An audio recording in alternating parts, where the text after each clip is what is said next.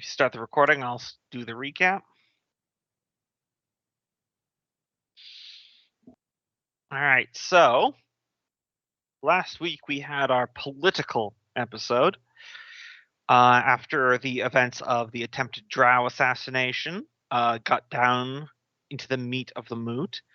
Freya had a backroom meeting with the clan head of Clan Forge Sworn and made an illicit deal to get a buttload of weapons for Dammerhall for that wartime buildup.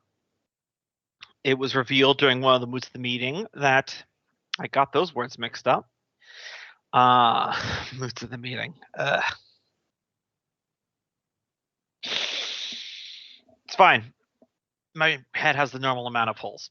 Anyway, Nolgrim is Fergus's half-brother, so that caused some political upset and put Nolgrim in line to possibly be the king of Dammerhall. Much to Thrum's great enjoyment of that idea. He has never been so motivated. Yes. Lots of rolling and backroom political dealing as well as open speeches, and Thrum nearly single-handedly put Nolgrim upon the throne. If Nolgrim himself had cared just a little bit more, he probably would have won. Look, I'm up for hire for the next campaign. Yeah, he is. That has earned Thrum, as we have established, the title of Thrum Middlefinger. Because that was good, and I'm making that canon now. Yeah, I like that. But at the end of it, Fergus was confirmed as the true ruler of Dammerhall. At the celebration feast, or just after it, Fergus had what he believed was a heart-to-heart moment with his brother Tomas before his brother stabbed him in the back with a very special dagger and then threw him off the balcony onto the flagstones below. To which Fergus has survived, just not comfortably. I've been better. So, the question for this week is, other than the whole inheriting the throne thing, how do people feel about Nolgrim being revealed as Fergus's half-brother? Well, especially in light of recent happenings, definitely glad to have a brother that doesn't suck. And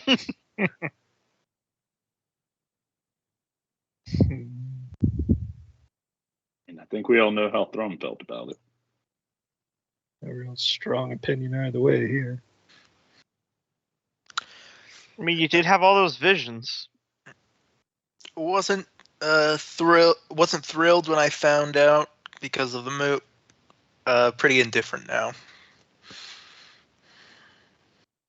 Nolgrim's still trying to wrap his mind around just how much of his past was misrepresented. Mm. Oh God, the implications. Right. And just trying to avoid any sort of introspection to how storybook some of the aspects of his life is. I love that entire interaction. It's like, yes, and the god brought you back to life, forged you upon his own anvil. You're like, oh, fuck.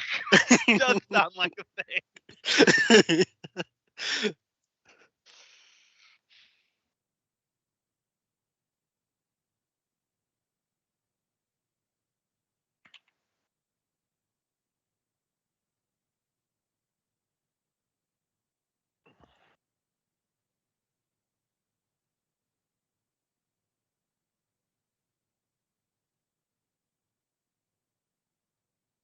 And what was Taskel's final answer?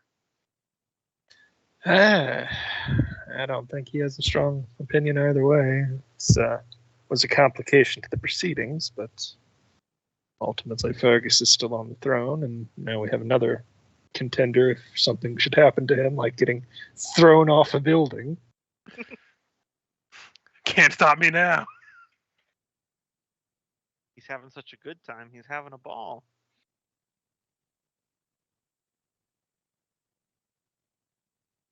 Listen, Gumbo. Mhm. Leave the musical comedy to me and Cope. Okay, that's our thing. Well, excuse me for trying to crack into new markets, Richard.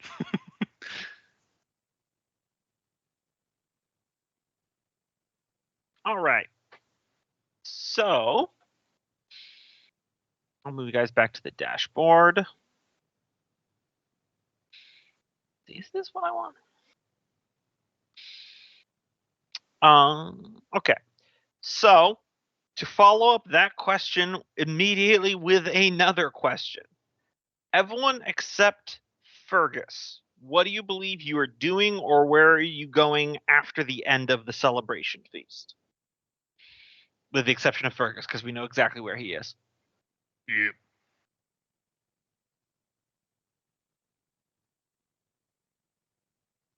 How long after the so is this the night after it was decided who's king? Yeah, Okay. yeah. Like a couple hours, we'll say. Mhm. I Throne imagine drinking his sorrows away. Nolgr will be retiring to his room and just trying to wrap his head around everything. Mm-hmm.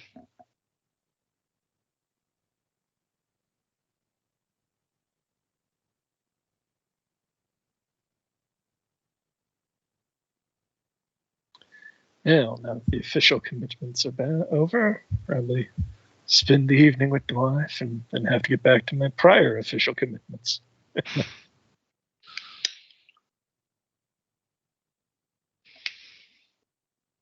Freya, Thrum? Well, if it was a real celebration feast, Thrum is going to stay there Mhm. and continue to drink while others celebrate, and he will feast.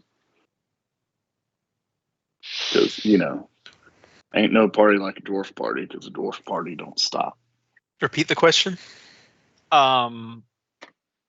Where are you going, or what are you doing after the victory feast of Fergus getting confirmed?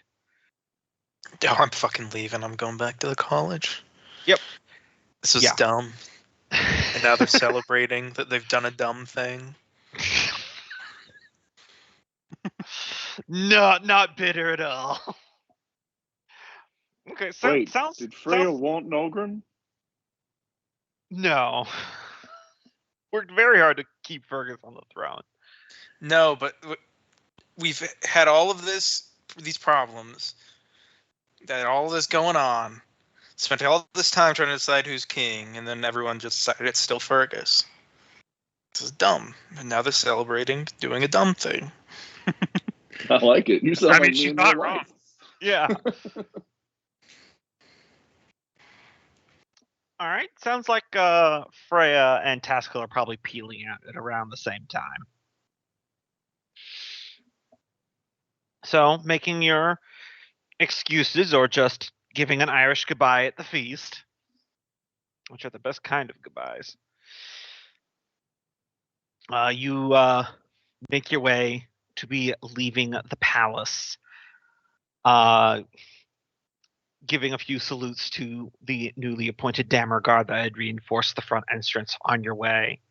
And as you are making your way down the steps to Greater Dammerhall beyond, there is a loud crunch as something large and heavy falls and hits the ground on the front steps just behind you. What the?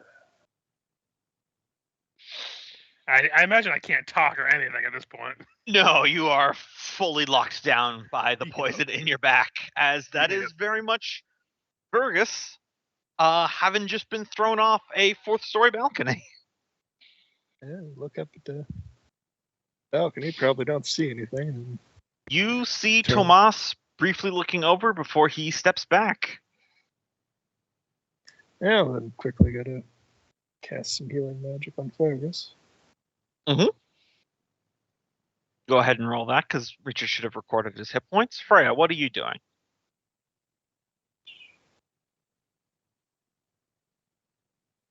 What am I doing once I head out? Well, no, I just described as Fergus fell and hit the pavement just behind you as you were leaving. Oh, okay. Just as we're leaving. Okay, is he dead? Mhm. No, he's alive. Haskell just healed him 70 hit points. Okay. This is still. So if he's still alive, I guess I'm yelling, "What the hell happened?" I don't think I can talk right now, so I'm probably just like frozen. Yeah, Rigid. he seems fully frozen, rigid, almost catatonic. Clearly bleeding from his back. Try and do a medicine, see if I can figure out more than just stabbed in back, can't move. I'm gonna go investigate where he fell from. Yeah.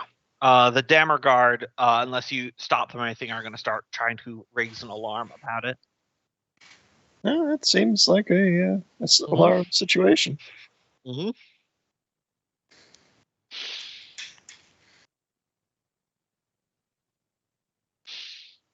Freya's just being Superman up in that. Yep. Yeah, I'm going up from where he fell from, and I'm looking to see who pushed him. All right. So for that medicine check, there is an obvious dagger stab wound in Fergus's back. But there seems to be a slight swelling underneath the flesh, but only to one side, like something had entered in through the wound. Hmm.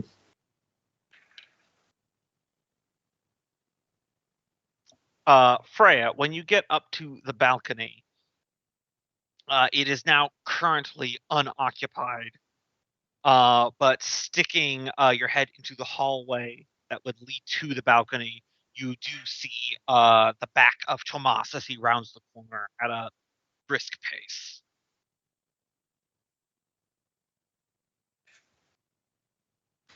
And he's running away? Yeah, from you.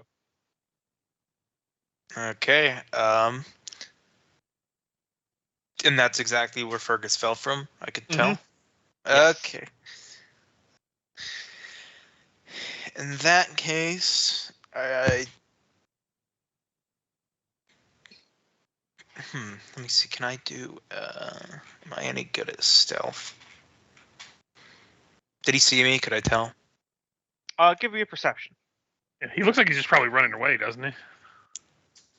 Yeah, mostly.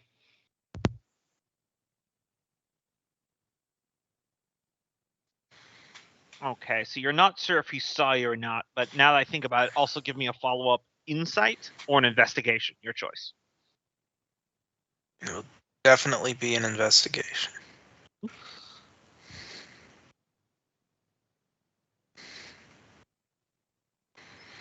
The direction he's heading within the palace is not towards the exit. You're fairly certain he's going towards the vault. Okay. Son of a bitch! I'm chasing after him. Mm-hmm. Thrum and Nulgrim. Why don't you guys give me perception checks? Thrum, you'll be at disadvantage because you're in full bacchanal mode. Aye.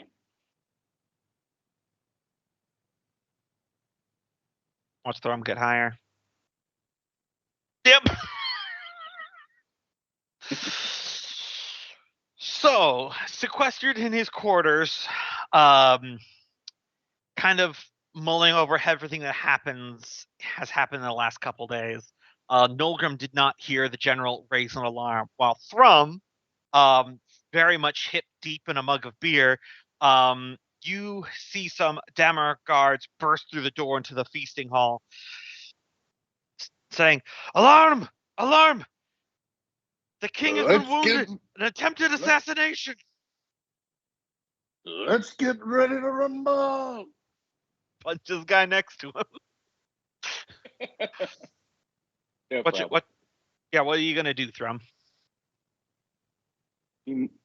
Watch the king go up to his room, right? Leave Yeah, and he left the hall, yeah. all right. Well, he is going to be rushing toward the king's room because that's what Alright. makes sense to him. Mm-hmm. All right. So Frey is going to be following Tomas. Tasco, what you going to do? Probably summon some people to help me carry the king to a more private and guardable area before beginning any sort of treatment. Very doable. Let me quickly look up the effect here.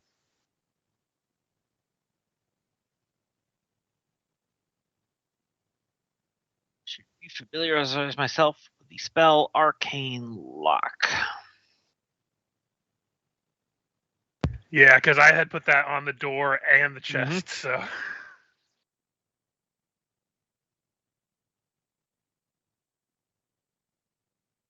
Yeah, it appears unlike Arcane Lock from Pathfinder, it does not increase the DC. It just makes it not openable. It's pretty wild. It's really powerful for just a second level spell. Oh, here we go. While affected by the spell, the object is more difficult to break or force open. DC to break is increased by 10. Oh, yeah, and it's on a vault. There's no way. Okay. So, Freya, you arrive at the vault to see Tomas in front of the vault door attempting to open it.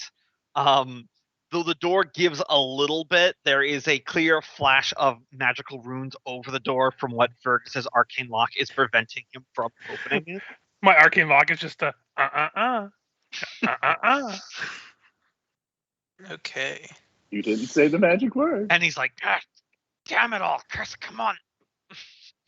The best part is, I'm pretty sure he would probably know this from our childhood of me being able to do this. So he knows this is my doing.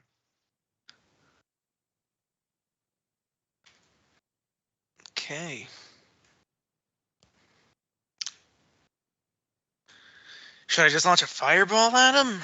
I guess. I'm trying to see. I don't really have much Burn that I can bitch. do other than that. I cast summon mech suit. I cast summon fireball, I guess. I'm throwing a fireball at him. All right. I'll give him a dexterity saving throw. Won't be at disadvantage because I just rolled these. That's a pretty solid roll for a fireball, though. Yeah. Unfortunately. I mean, takes half that damage though. But still, correctly. Yes, it's not resist fire damage. So you catch he feels the heat and he turns just in time to leap out of the way as your fireball impacts the vault door, completely harmless to it. And he gets singed by some of the damage. Caught on faster than I thought you would. Do you want to tell me why you've betrayed us now or after we bring you in for questioning? Can't betray someone who's never been on the side of. Gullible idiots. Tell you what, he says, pulling out his flail.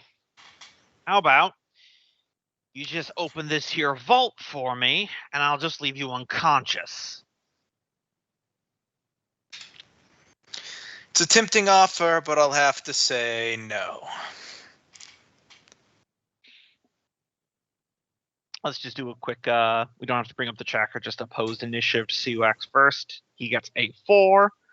Oh, I'm feeling good. You're feeling good. 13. I would All right. laugh if you got a natural 1 and it was a tie. So you get to act first. What do you do?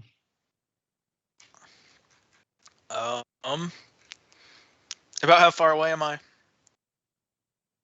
We can say a solid like 40 feet, maybe, or less if you think you would have closed a little bit more when you cast that fireball. I'm not gonna be too serious about it. All right, fireball number 2, but last of my third level spells. All right. Wabam. 27 fire damage. Come on. Whiff, whiff, whiff. Whiffed! Whiffed. for 27. All right, one moment here.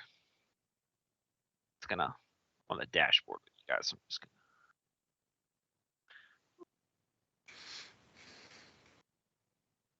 All right, so my 27, and the other one was 16. All right. Taking the full force of that fireball, he shakes off a little bit. And then he's going to reach back and he's going to throw his javelin of lightning at you. Oop, that's a natural 20. All right.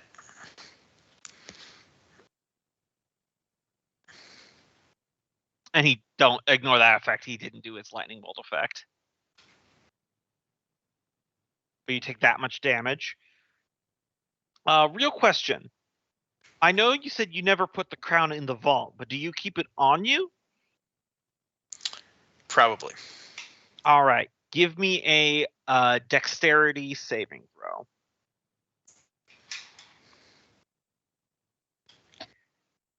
Okay. Dex save.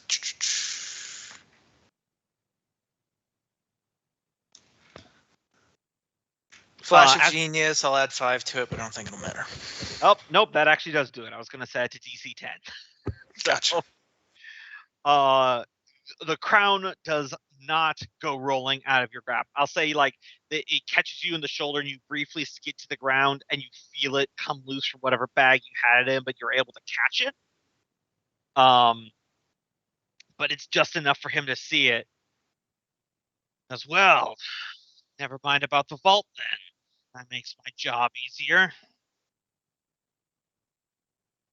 You are beginning to hear footsteps echoing through the hall as dwarven guards are rushing, probably with Thrum.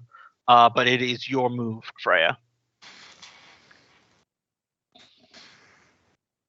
All right. Let's.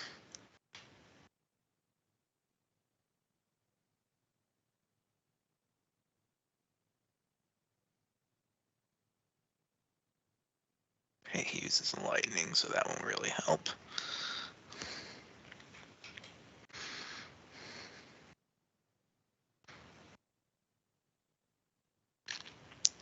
Where were all these natural 20s when I was playing Barrel Walker last week? All right, I'm going to fly. We'll say 15 feet into the air. Oh yeah, definitely. Big hallways and dwarven palaces. You have that space. And then cast. Make sure it's an action. Yeah.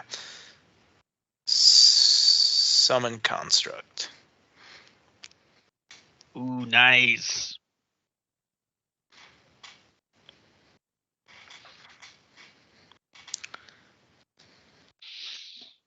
Yeah, what's it look like as you conjure force a construct?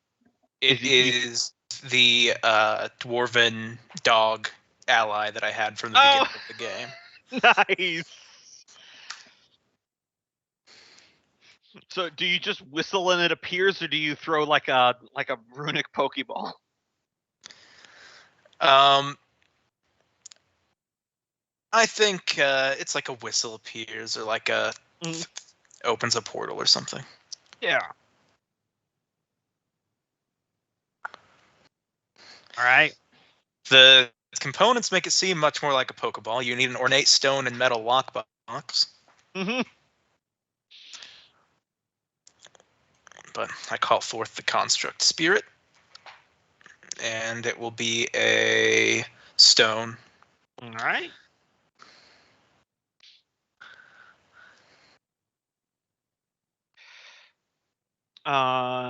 Thrum, give me a quick initiative check.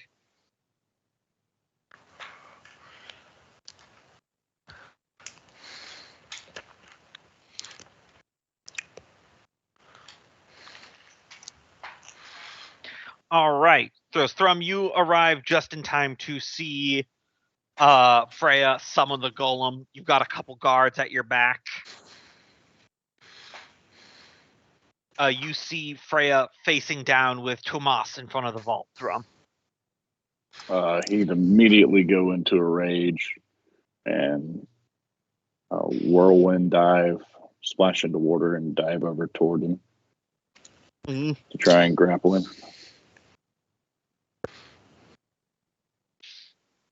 All right. So No you're questions asked. Yeah. You're I feel closing. like your trust is pretty solid in Freya at this point. Yeah. Mhm. So you show up with guards. You're closing. Freya's in the air. Summoned a construct. He's closed in on both sides. He sees you coming from. Yes, damn it. This isn't over. It's just starting. And he reaches into his belt and he pulls out some sort of like half-foot tall like runestone, which he throws onto the ground.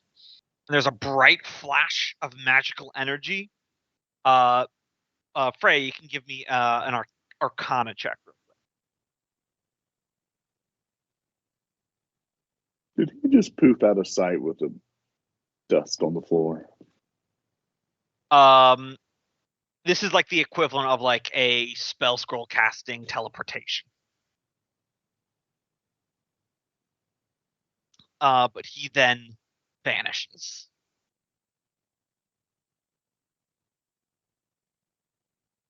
Damn it. Can we follow him? That's right. Too late. I was wondering if Freya had counterspell in her spell list.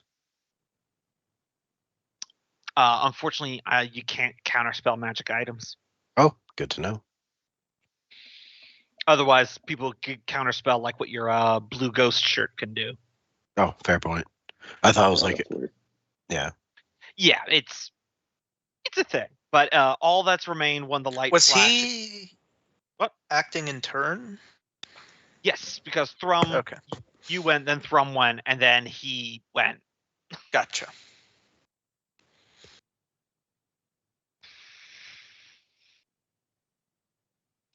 He's after the crown, or at least he seemed he wasn't interested in getting into the vault after he saw I had it, which makes me think he knows about. And then I just gotta look around at all the Dammer card floating into the room. Where's the king? Alive, hopefully. Looks down the window that he fell out of.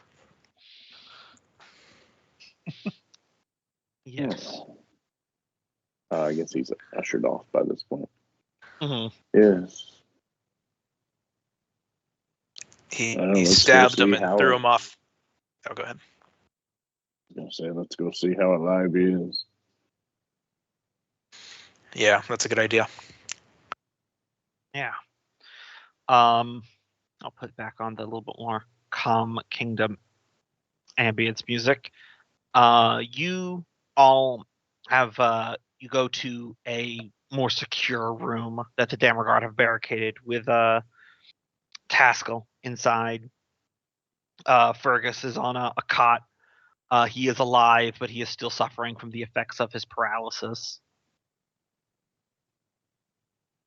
But the assassination attempt did appear to have failed, at least. Probably sent someone to get the material components for Greater Restro to try that out. Mm-hmm. Yeah, someone is going to go do that. Nulgrim, you've been kind of just brooding in your quarters during Yep. this. You hear a knock on the metal door of your quarters. With a groan, Nogorm will get up and open the door. That's one of the Dammerguard. Pardon the apologies, Warthane. But His Majesty King Fergus, there has been an attempted assassination. He is currently unwell in the infirmary. Nogorm's just beelining for the infirmary. Mm-hmm. And he would go slow pace alongside the Dammerguard, kind of pull him along for a minute and say, are there any other assassins here? Is this another attack of the Drow? We've been searching, but we have not, as of yet, found anyone. Early reports saying that the Forge Thane and the Hold Warden engaged the assassin in question outside the vault, but he managed to escape. Okay. And with that, Nolgrim would just take off. Mhm. In fact, at that point, probably just, again, fear of other assassins will probably just expedite things and just use, was it Dimension Door? You managed to get to the infirmary. They fetched the spell components for a restoration taskle. I forget Mhm. if lesser or major is a thing of addition or if it's just restoration. It is Greater. greater. Oh yeah, no, that fully removes the paralysis and the stun and the restraint and everything like that. Fergus, you're able to move and interact again. Your back just absolutely hurts like a motherfucker. Like there's some sort of internal pain more than just falling onto stone steps. But you are able to interact with the party now. I'm like constantly trying to reach my back, like I have like a painful itch I can't scratch. But as soon as I can talk and stuff, I'm like, capture every Grimpire in the city. Questions will be asked. My brother just tried to kill me. Nolgrim will head out and start giving out those orders. Everyone looks at Nolgrim. Not that one, the other one. Yeah, the Spider-Man meme happened. Yes.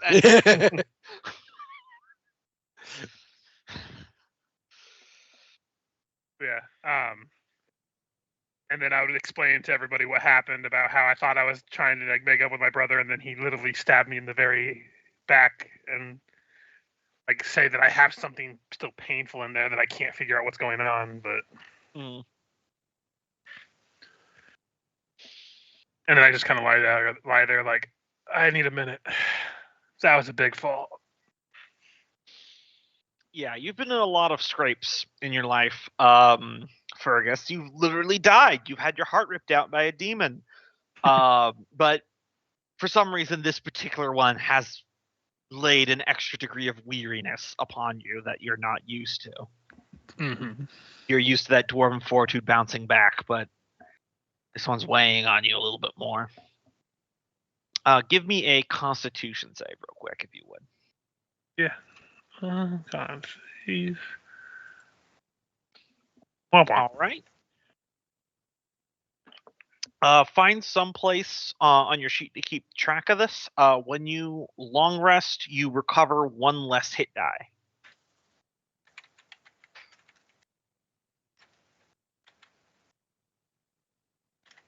Gotcha. See, I don't use those levels of exhaustion for everything. Well, I mean, they only give you so much to work with. You kind of have to make use of this. Yeah, exactly.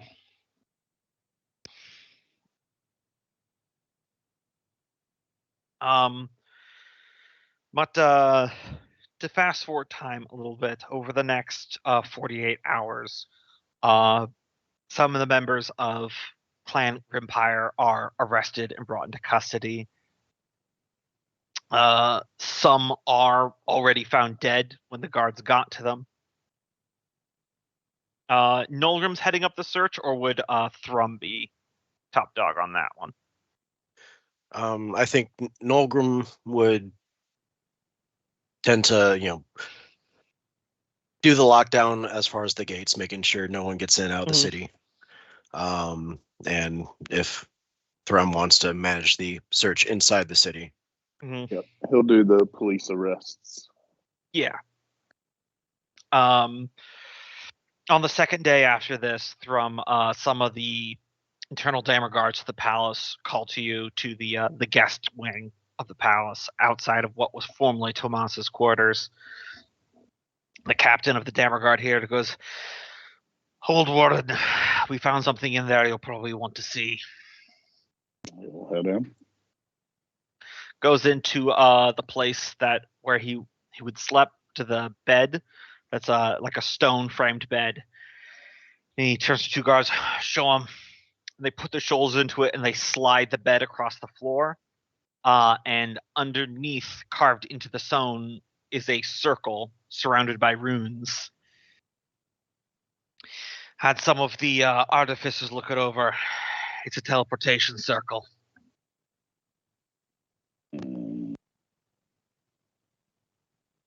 He'd call for Freya, see if they could go get Freya.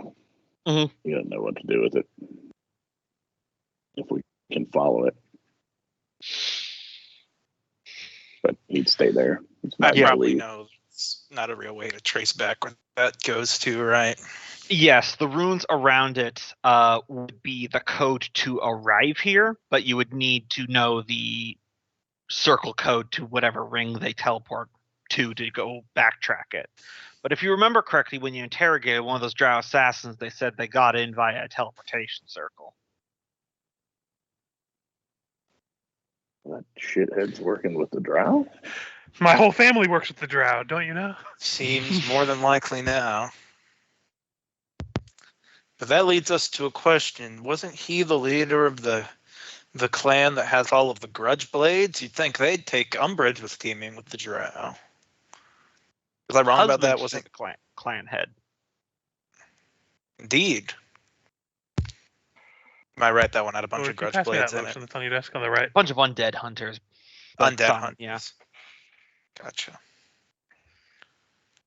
You'd think they wouldn't be so quick to team up with the drow. Maybe it wasn't the whole clan, but just he and the leadership.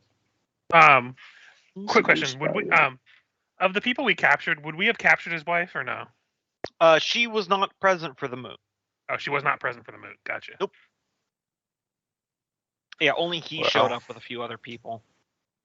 In fact, the clan head, the clan champion, and the clan Longbeard were all not in attendance, which are the three major officials of Clan Grimpire.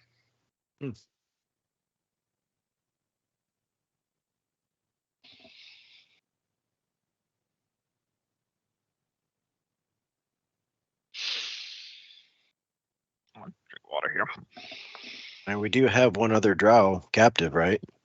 That you've gone to great Weren't they all pains to try trying to to? remove all the poison from. Mhm. Oh yeah. I was going to say, weren't they all trying to kill themselves? But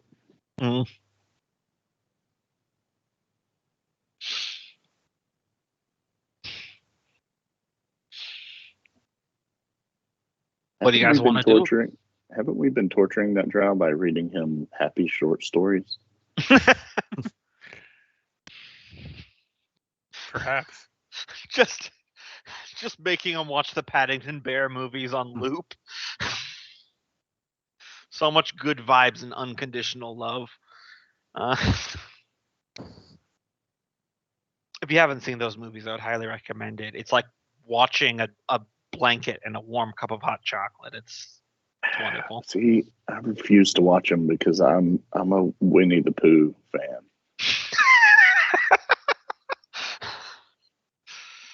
I'm in Pooh's corner, and so I just can't bring myself to. Have you seen the scary one? Yeah, oh yeah, Look- I've seen them all. Look I at just Cope. love that this mental image of you sitting at your dinner table with your daughter, and your daughter's like, "Can we watch the Paddington Bear?" And you throw a cup against the wall. We are a Winnie the Pooh family. We are, and that is often a conversation because my wife likes Paddington. Look, But my first gift to my child was a Winnie the Pooh stuffy. On her first birthday, my next gift to her was a ticker, and then I slowly gifted her a stuffed animal of all of the Pooh friends. so what I'm hearing is Cope is buying into Big Pooh. I'm big on the Pooh franchise, Mm. and A big Yeah. Pooh head, if you will. I am. I'm very much a Pooh head. Okay, Sorry to derail that, no but I'll worries. never watch Paddington. British scum. No one tell him where Winnie the Pooh comes from. Anyway, That's what she says. what's your guys' next steps here? Fergus, even a couple days, still kind of convalescing in bed. The whatever Tomas stabbed him with is still kind of sapping his strength, but you can always hold meetings with him there. He's just not out and about. Yeah, I'm probably just like chilling in bed rest. Mm-hmm. I'd go through questioning each of the posse that came with Tomas and see if any of them were in on it with the drow. Yeah. Can we do insights or? You can give me a investigation, or if you're playing rough with them, intimidation. They're the same, so I'll play rough. Okay. Oh, All right, we got you can- Dan, Ol, and Gerg.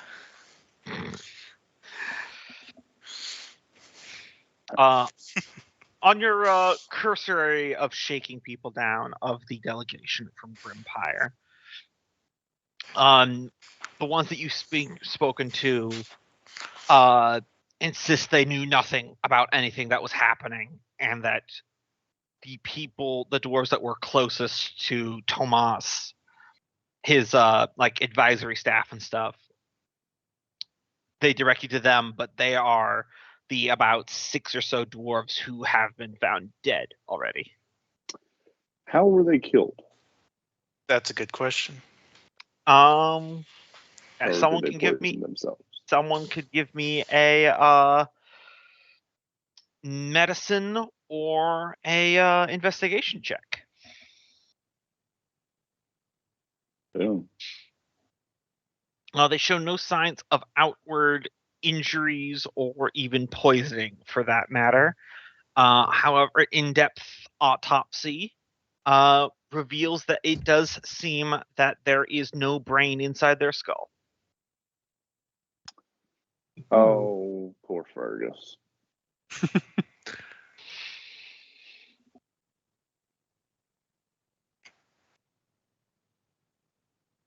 No, Huh, that's not normal. no. Do you think they never had brains, or they took them out after they died? I think something went inside them and ate their brains. Yeah, because there's until the autopsy, there was no signs of incisions or surgical extraction upon the skull. Were there I signs know of of biting and eating of brains? No. Do I know of a parasite that can do that? Give me a flat, let's call it wisdom check. I am the wisdom. You do, in fact, remember something that would. The yellow goo monster. I was going to say, remember the path of walking madness early in the Yeah. adventure? It crawled inside and took control of Miku. Intellect Yeah, devour. but it didn't kill him because he had no brain. Yeah, he was. His brain is his entire body, technically. Fungus is fun like that. But the human refugees that were with you very much did die from it. And So, it was like intellect devourer? That's what this looks like? Yep. Okay, so they might not have actually been willing participants if it's an intellect devourer. what do we know about an intellect devourer? It shrinks down, crawls inside your ear, eats your brain, and apparently is able to control your body from the inside like a mech suit. Tomas could have smuggled them in and used them to get his way into power. Which means there's no reason to punish the rest of the clan. Fine, we can let them go, but they're kicked out of the town, the Dammerhall for the time being.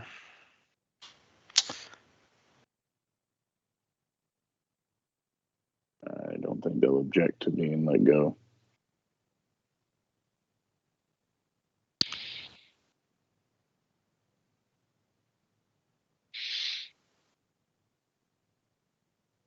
All right. Who is there like a de facto leader of Clan Grimpire now? There is someone, but just not here within Dammerhall. Like a Secretary of State who just got really lucky or unlucky? Well, to be clear, Tomas was not the clan head of Clanbrew Empire. He was the spouse of the clan head. This is as if the first lady tried to overthrow the British government, essentially.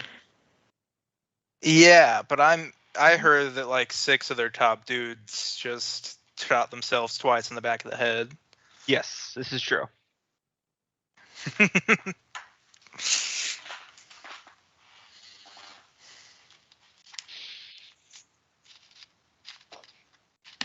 So, this information in mind, I'm just gonna bump up political stress a little bit and the civic stress a little bit, because both the deal with the moot revelation of Nulgrim being Fergus's half brother, and then the attempted assassination. Well, Seems fair.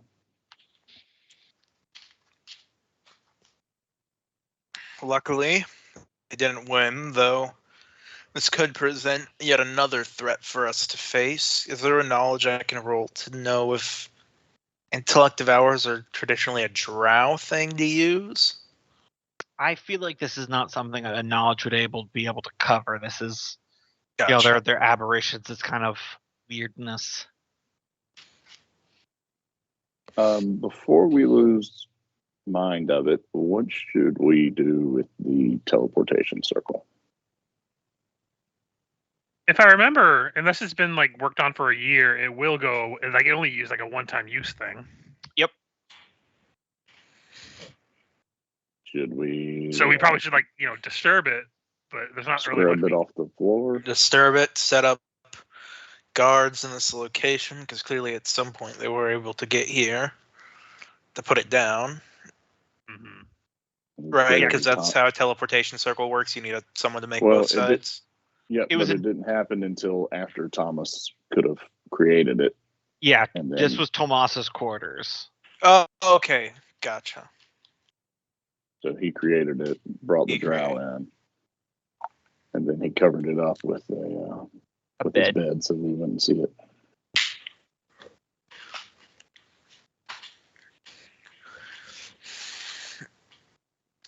That thickens plots. Other than that, there's not much we can really do. We have no idea where he went. Let's I'm gonna have the guards do a search, and I'm gonna help them of the palace, checking under beds, checking other locations he would have had access to, making sure we don't find any other teleportation circles. Yeah, absolutely. While you're doing that thorough search, Taskell, you catch word that the two-party legal process you established between the Longbeards and the spirits of the ancestors, because you set up the legal system to be 2 parts, if I remember correctly, have been in session about recent events, and you get word that they have come to a deliberation recently. For you see, underneath classical dwarven law, whenever someone who has a bid for the throne, including the king himself, is attempted by treachery and is attempted to be killed via treachery assassination, all potential heirs to the throne are declared null and void. So the trickety wicket here is that Fergus actually survived, is what they are debating about. Normally, if the king died, then simply just no one who had a shot at the throne would get the throne. But Fergus had lived, and they can't exactly declare someone who just won the moot to get the throne to no longer be eligible to the throne because someone else tried to kill him. Oh God, that's some bureaucracy.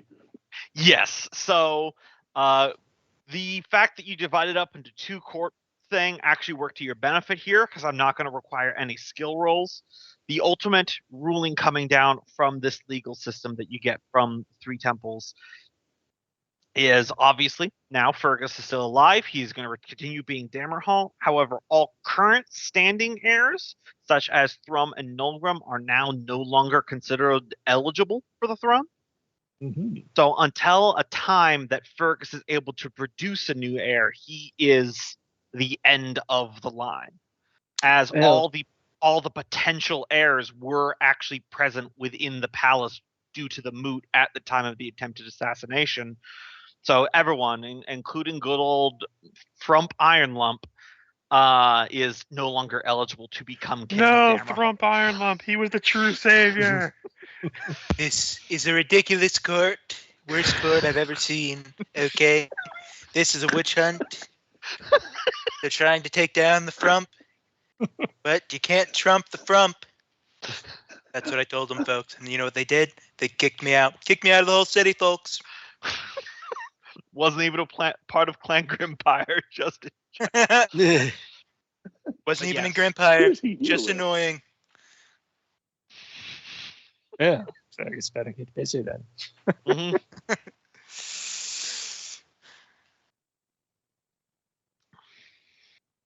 So it sounds like it was more the new people were like, yeah, you lived, so Mhm.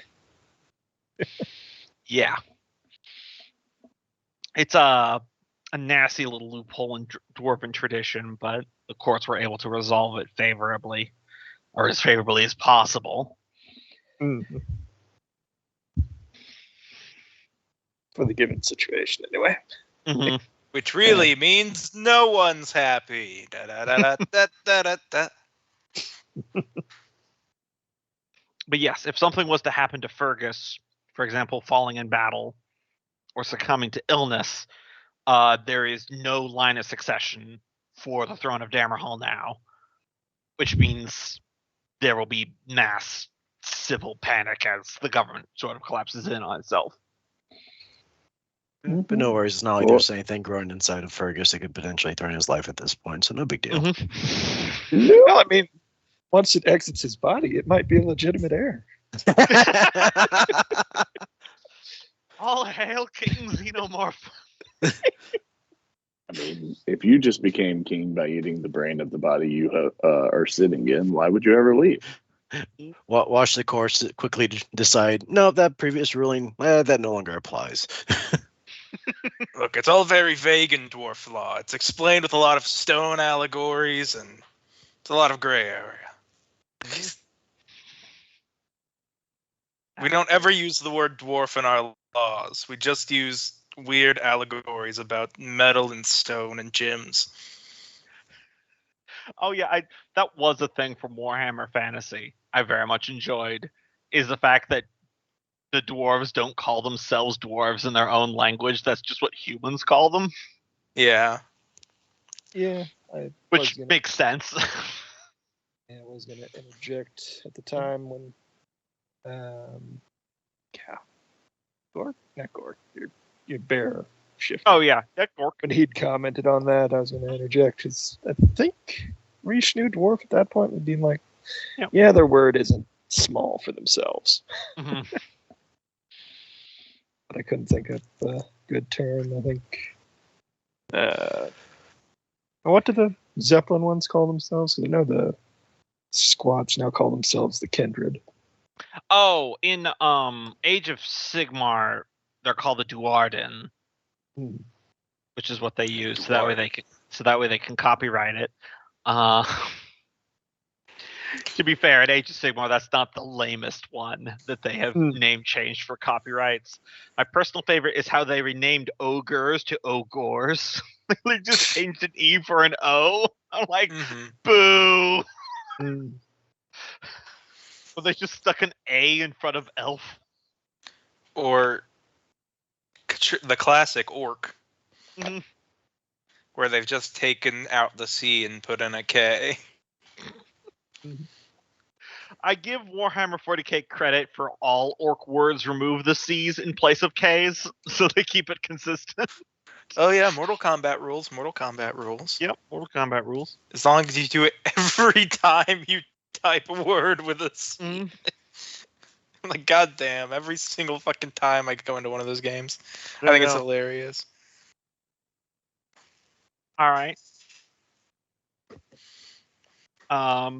So Thrum, you're thoroughly searching the palace. Taskell just got that news. Freya was examining the magic stuff. What's Nulgrim doing?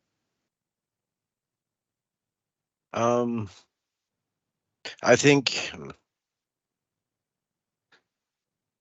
at this point he's staying to the walls and watch. But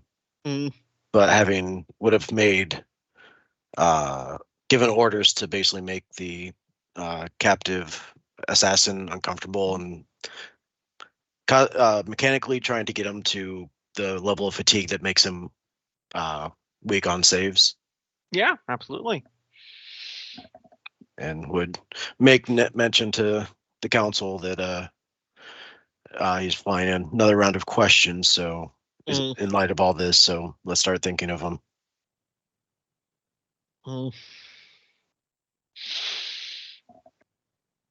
Ooh, here's a question. Did any of the 6 that we found have families? Yep. Just none of them were present.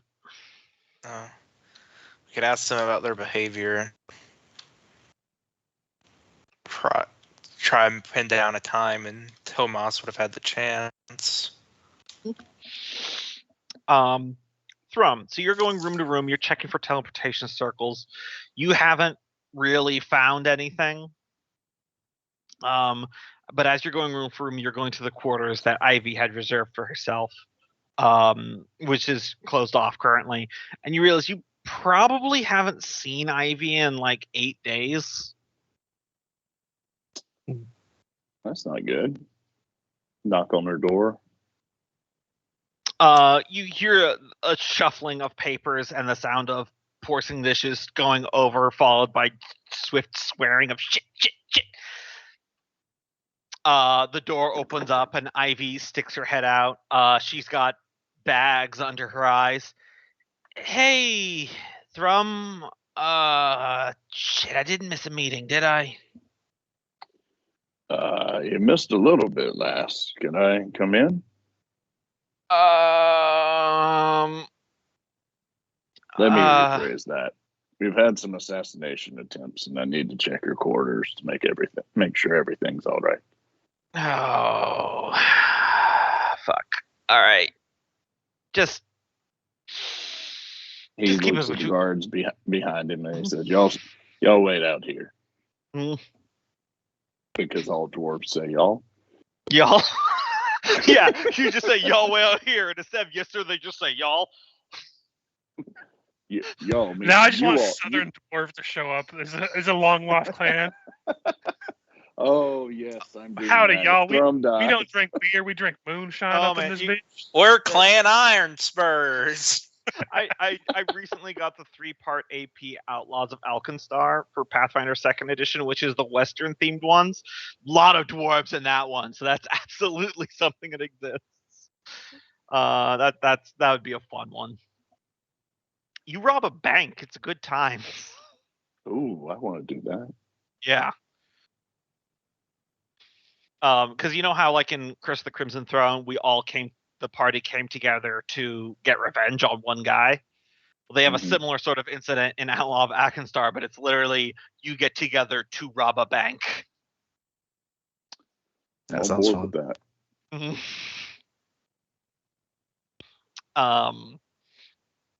But yeah, so you enter in, and you are immediately confronted by the smell. It's not like stink as much as stale air. There is stacks of plates. Clearly the servants have been bringing food to her.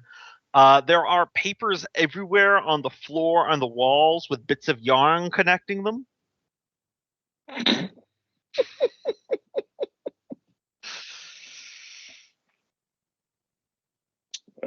Hadn't seen you in a few days, Ivy. You're looking at the conspiracy theory. You're working on something? I may have dipped into the Dammerhall intelligence pools for a semi-personal manner. Huh? I'm all ears. As you're looking around the papers, you see on multiple places a name circled and underlined multiple times. So I'm going to write it down for posterity because I keep forgetting it. So, what's the name of your fiance, Richard? Marigold tea leaf. I'll copy and paste it right now. Yep, I'm I keep sorry, thinking that's just. Is she an elf or a? I can't remember. halfling. Halfling. Is she an elf or a drow? Jesus Christ! Yeah. The names Marigold and Tea Leaf are on a lot of the papers. Isn't that the name of that half elf that Halfling. Fergus is talking about? That Aren't halflings half elf, half dwarf? in They your are world? half human, half dwarf. Isn't that the half human that Oh, sorry, Fergus half keeps gnome, talking half about? dwarf. Sorry, I forgot mine. Half gnome, half dwarf. Okay, I got it right this time. All right, fine. Yeah. Isn't that the halfling that Fergus keeps talking about? You beat it out of me. Yeah. Yeah. So Fergus kind of put me in charge of making sure that she's able to get into Dammerhall subtly and safely, and I may have been doing some background checks. And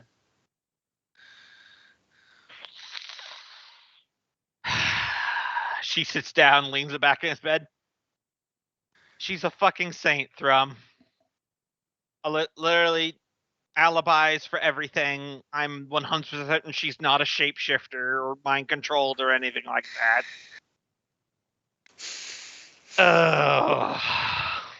well, I think that you need to go out of your room and get a breath of fresh air. And you've done a great job. You should probably clean up all of these ice cream cartons on the floor. Also, what is Mountain Dew? And why do you have And why is it 45 code red? Why do you have 45 Because that's the green best cans flavor. in the So corner- why do you have a in the picture corner? of Fergus surrounded by candles on top of your dresser?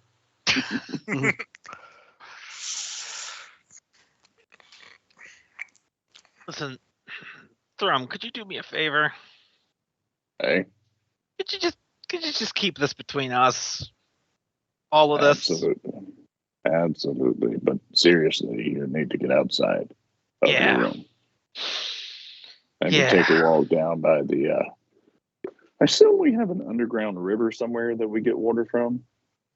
Yeah, there's a few reservoirs and stuff like that. Maybe take a walk down by the water and calm yourself a bit. But you've done good work for your friend. Yeah. He's still king, right? You missed a lot. I really did. Let's go have a drink. Okay. But yeah, no teleportation circle in there. She had been holed up in there for about 8 days. So she missed basically the moot, the fight, the assassination attempt. The The first drow. one with the drow she was there for and Okay. knew about. But yeah, everything with Tomas, the end of the moot. If you reveal to her over drinks that Nilgrim is Fergus's half brother, that gets the spit take because she fully missed that. Yep, he'd lay it all out there for her. Needs an extra drink after that. Then that son of a bitch Tomas stabbed us in the back.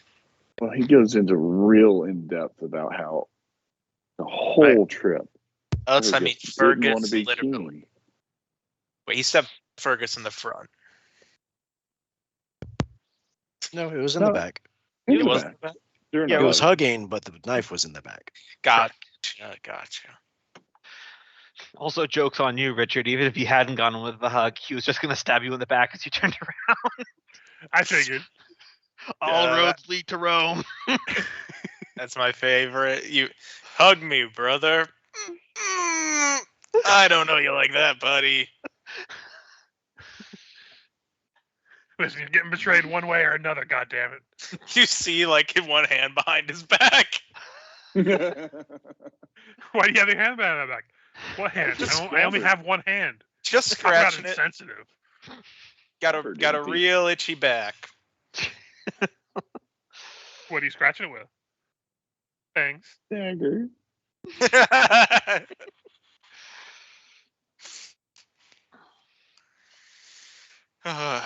All right. Yes, you managed to bring Ivy up to speed. She feels really bad about missing pretty much all of that because she sort of fell down a rabbit hole.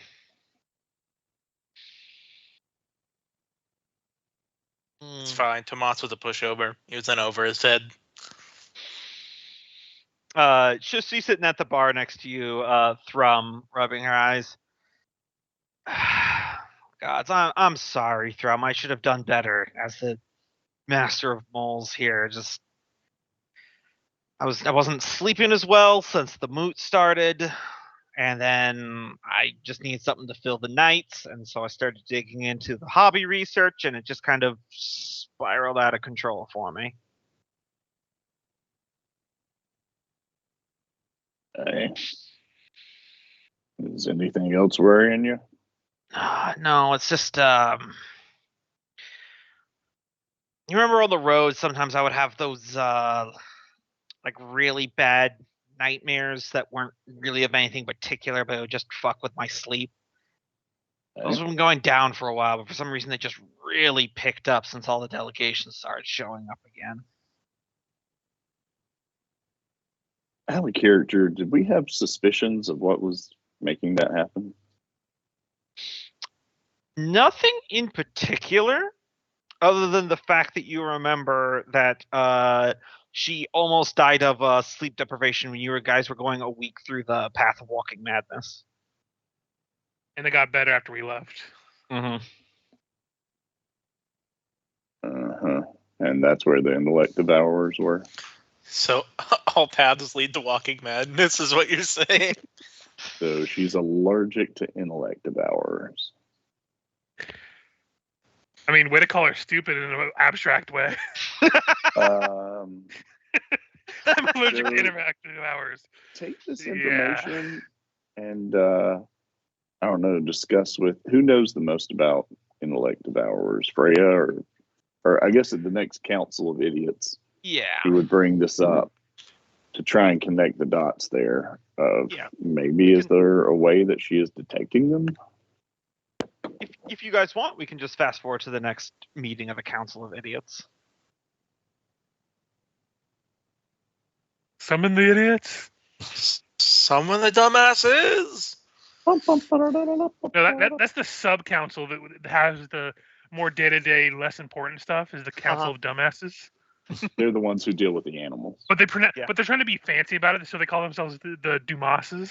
Yeah, I was about to say that the Council of Dumas. And play us in with that great tune you always play. What was it? March of the Gladiators? That's what that song's actually called. I learned that yeah, recently. it's the March of Is it Gladiators. really? Yes. And it was supposed to be a gladiatorial like entrance music. It's supposed to invoke war, apparently. It became clowns. It became clowns. I mean, clowns make a lot of people want to go to war. To be fair. True. Truly, Nothing the more horror terrifying. remains. What's war about the silly horn? Those people were dumb. Maybe it got sped up. Maybe it was originally very slow. Maybe. But Fergus, you're wheeled into the council chamber. You're still feeling weaker than you probably should after 3 days after the event, but you're able to round robin with all the information that you have. Mm-hmm. So,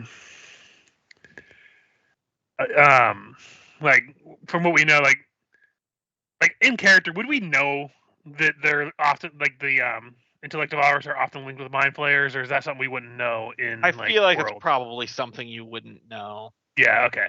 Like as a player, I know exactly what they are Yeah. connected to, but our characters. That's why I want to make sure that like our mind flayers are a commonly known threat, or.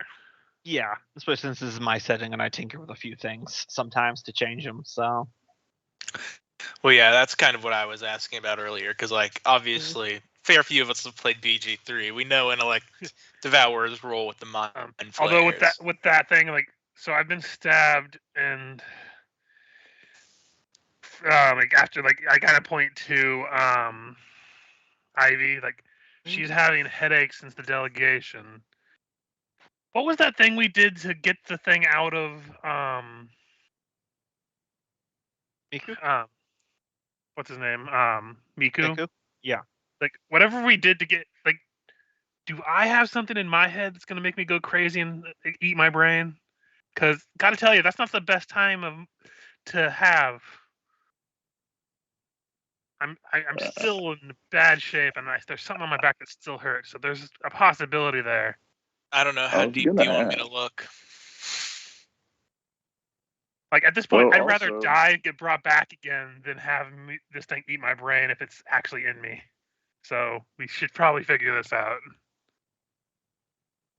Also, there might be 6 of them on the loose somewhere in Dammerhall, because after they kill one, don't they go on and look for somebody else? Yep.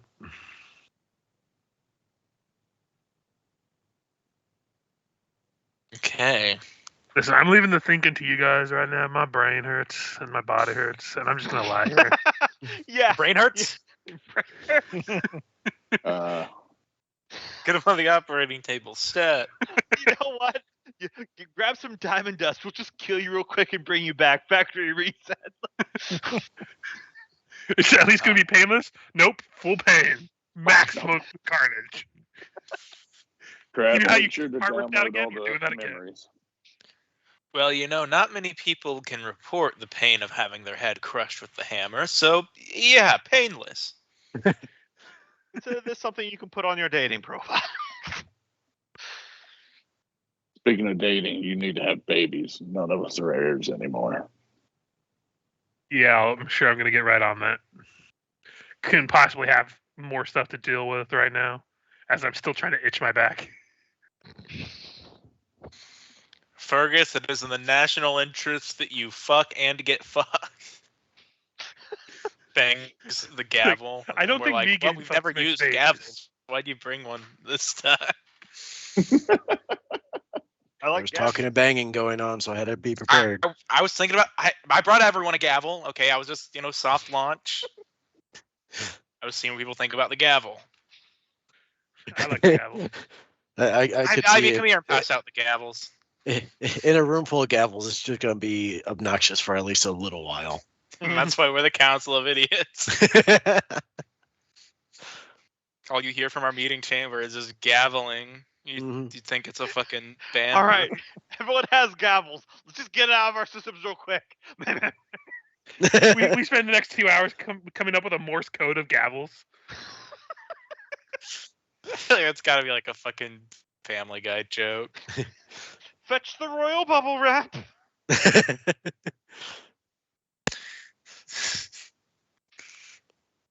Man, if some terrible twist of fate ends with me being the president of the United States, I'm definitely going to sit down in the Oval Office and say, all right, I'm going to need 2 of the big industrial rolls of bubble wrap in my office right now.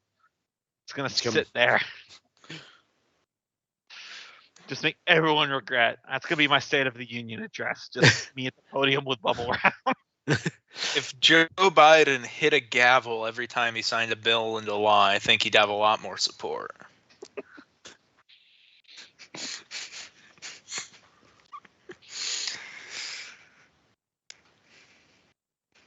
So do we have physicians or anything looking into Fergus? There's plenty of people attending right now. All right, look, the heavyweight of evidence is here. I think our characters would be able to deduce that we may need to make sure that he doesn't have an intellect devourer shoved into his back with the pointy dagger hole. How do you check for that? I think it has to go up the butthole. That's a long way from the brain. You think you'd want to use like the nose or something? Wait, are you trying to tell fact, me, Thrum, that you think the straight Thrum, line I'm almost from certain that's entirely opening to unconnected from the brain brain. is the butt? You're actually never getting to the brain from the butthole. unless you break something important. Look, it's either the butthole or the groin.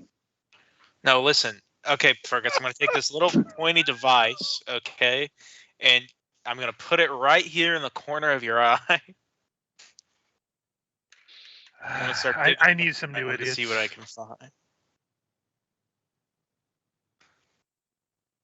How did we fix Miku? We had like some kind of mind protection spell, I remember.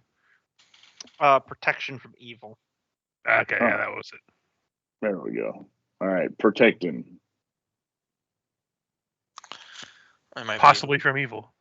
I do have that spell. No, I only have protection from energy. I think with Taskell has it. yeah, There with we go. Freya and Taskell, I think they can reach use their Get your spells. gavels ready. So. Yep. You cast it on Fergus, and no intellect devour pops out. It doesn't cure the pain and the weakness he's feeling right now, but he didn't get chest bursted. And that lump that Taskell had felt when he was checking me the first time, is it still like on my back somewhere? No, it's deeper now. Because you do remember feeling the sensation of the dagger going into the wound and leaving Tomas's hand. It's just that- cancer. Physical matter is in there somewhere. Mm-hmm.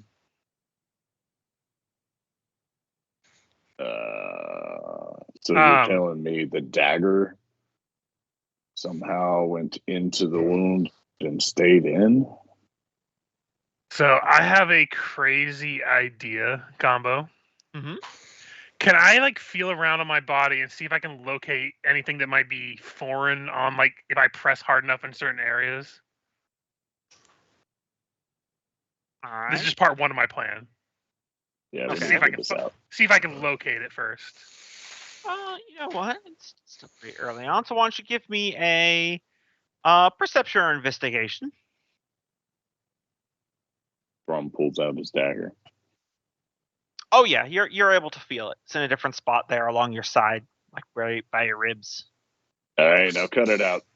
Hold on, I have an idea. I'm going to have someone to go grab me my bow and have Ivy shoot it through me, aiming for the thing that I'm kind of keeping my hand on. Nice. There's so That's many smart. ways that could go wrong. Oh, it could. But it can. It specifically says it can go through solid material. Yep. And I was like, okay, there's Oh. something foreign Wow. right here. You're aiming for not me, but the thing inside of me. So- Ivy, you're the only one who I believe can do a proper shot at this. I can't shoot myself, so All right. like, look. At this point, he's probably feeling so miserable. He's desperate. Mm-hmm. Nolgrim will go ahead and just hold Fergus, help stop him from flinching and get ready to do a lay on hands once. Maybe get the diamond dust ready, Taskell. Yeah. All right. So here's how we're going to resolve this. You have Ivy's character sheet there for Yeah. us. Or Richard. Yeah. You're going to give me just a normal ranged attack roll with a +1 for the bow. Mm-hmm. It's just going to be flat, not advantage or disadvantage. Yeah. If you get a 20 or higher, something will happen. If you get a natural 1, Fergus dies. I like it. I imagine all the attendants are just like, "What the fuck's going on?" Yeah. Let's fetch several bags of diamonds. Might fuck this up. I bite down on something because I know it's gonna hurt regardless. Yes. Yeah. This is she'll hit, but it's the roll to determine how it goes. +1 to this roll. Mm-hmm. All right. Okay. I would be lying to say part of me wasn't wanting to see one of your famous natural ones. I want this to be the story of how you iced your own character.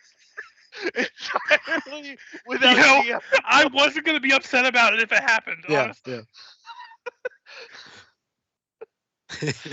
I've seen worse things happen, and it would have been hilarious. Yeah. But if you killed it, is it just gonna rot inside your body? I would We'll cut it find out. Oh my god, that would have been hilarious.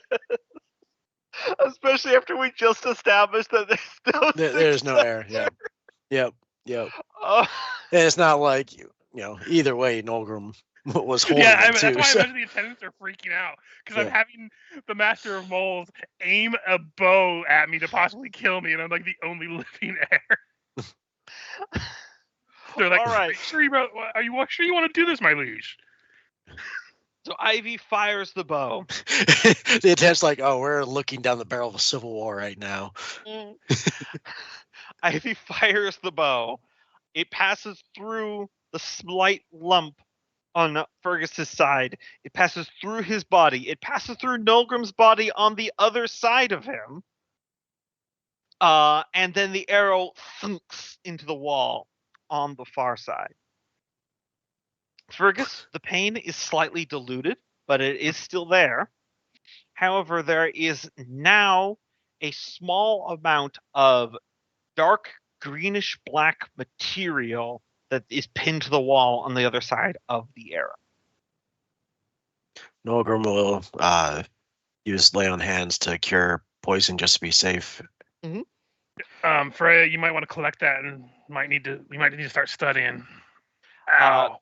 Congratulations for the natural 20, Richard. You will do all further Constitution saving throws against this effect at advantage. Sweet. Again, it was a random Hail Mary that I just kind of came up with because And you got a natural 20, so I'm giving you information and advantages. Mainly because the natural one would have been fucking hilarious. I know, I'm kind of disappointed. Can you still feel it there? Yep, it's still in me. All right, shoot him again. No, it didn't work the first time. It's definitely not going to work again. Also, If that you got hurt. the creature, you gotta hit it again though until it's dead. I imagine after it got shot, it probably moved from where I felt it. No. No, what? Yeah, what's on the arrow? You said a gray lump. Yeah, it's not a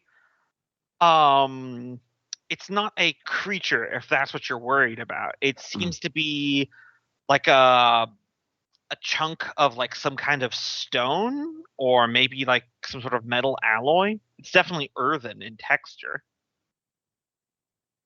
Would Yeah, definitely this wanna be like a study that. knowledge arcana or? Yeah, you can give me an arcana or a insight. Does this gain the benefit from stone cutting? Yes, definitely. Okay. Can I roll an insight or no? Sure. I figured I'd What's probably be the, looking at what the fuck stone came out of me. cutting? You just double your proficiency bonus with Yeah. anything involved. So it'll be this plus 5.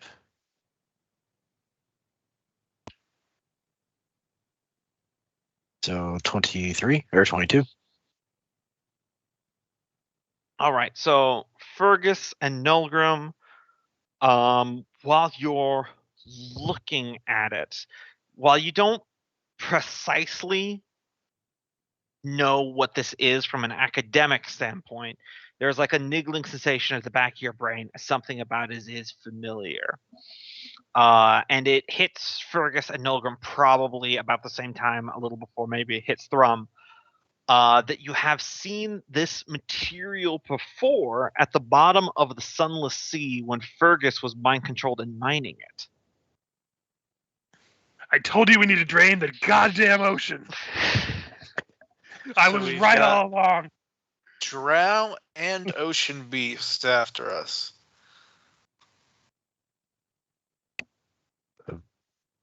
What can I say other than it's time for war, boys? The war machine keeps turning, I guess. Also, we need to get Although, the shit out of it. Starts turning. although we should verify the drow, because if they gained access through Tomas, they likewise might not have the same sort of allegiances to the Drow. They might be serving what lies beneath. Yeah, but I honestly, like, even if we don't directly declare war on them right now, no dwarf right now is going to go for even trying to do any kind of peace talks with them. I'm pretty sure it's out at this point. Is not there saying a peace role talks. that I could do? Does the intellect devour gain the memories of its host? Yeah, That's give me something I would another know. Arcana check. Yes. Okay. That makes things complicated. What was that? Yeah, So that makes things complicated because they had all that knowledge about the stuff on them to kill themselves. But if they just gained the memories, then they would know that. Would they have maybe they wouldn't try to kill themselves.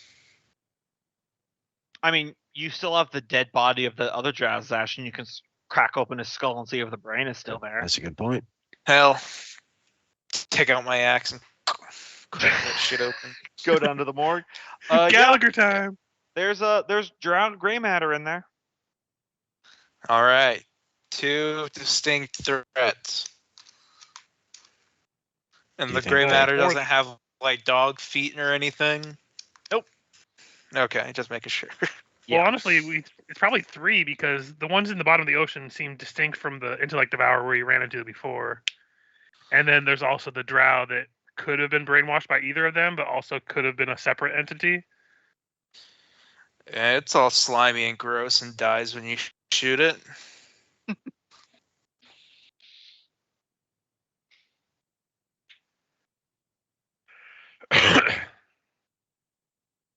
Yes, we need to come up with a plan to get this, whatever this is, out of me, because I ain't feeling better.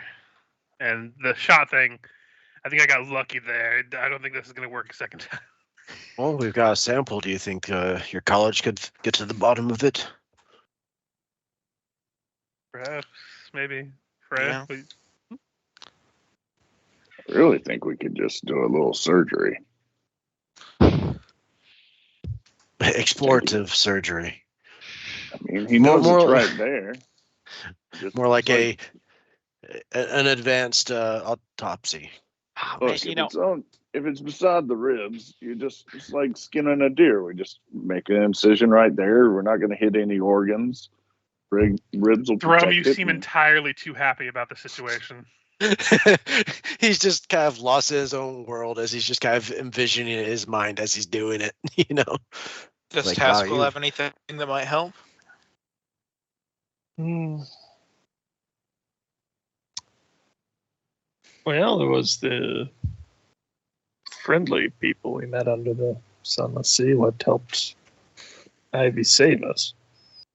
They might know something about this, but it would require going back out on that blasted ocean. Well, I mean, you could also, you met with them. Couldn't you just prepare the sending spell and send a message to them? Because I'm pretty sure clerics have sending, don't they? I am uncertain. Unless it's like a druid only thing in 5e, I don't know. I might be heading out that way soon anyways.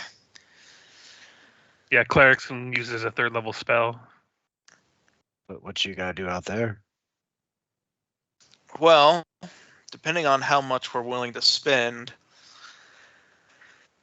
we are assembling a great number of ships, and I do know of one man who's quite an adept captain who might be the man to train our soldiers in ship combat. First of all, I hate that man. Second of all, you can hate him all you want, but his skill is undeniable. But the question is, do you really want to go on there? Last time we were there, we had a weird ghost thing following us like almost the entire time till we got away from the distinct area. If you're going towards that area, there's that risk as well. Could take especially an if they're currently be after a tad us. bit safer.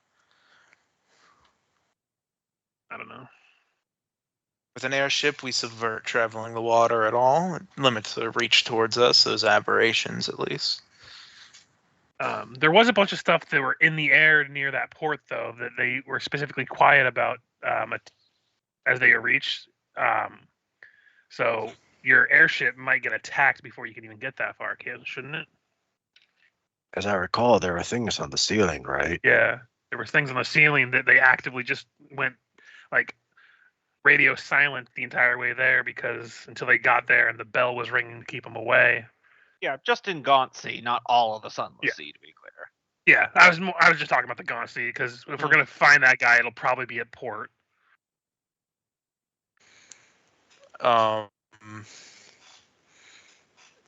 it depends on how loud the ships I have are compared to a ship that travels in the ocean. I don't know.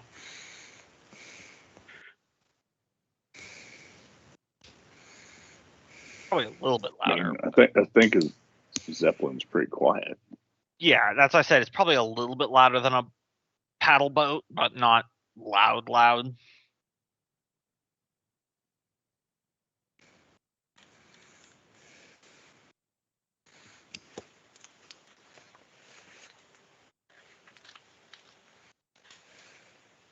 But you guys can all, of course, role play. But why don't we get into season 3 of year 5 of Kingdom Management?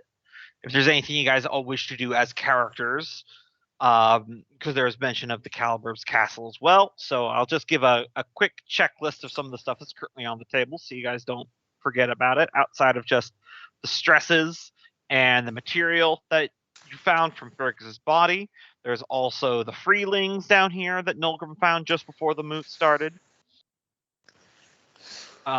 There's the current expanding war efforts. There was talk of you surrounded Calibur's castle because there was 8 Drow assassins going to there.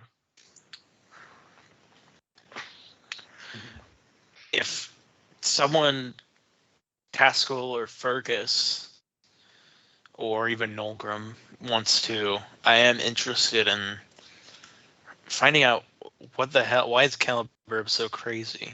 I want to find out the source of Caliburb's madness, and maybe we can find out how to reverse it. If he's cursed or something.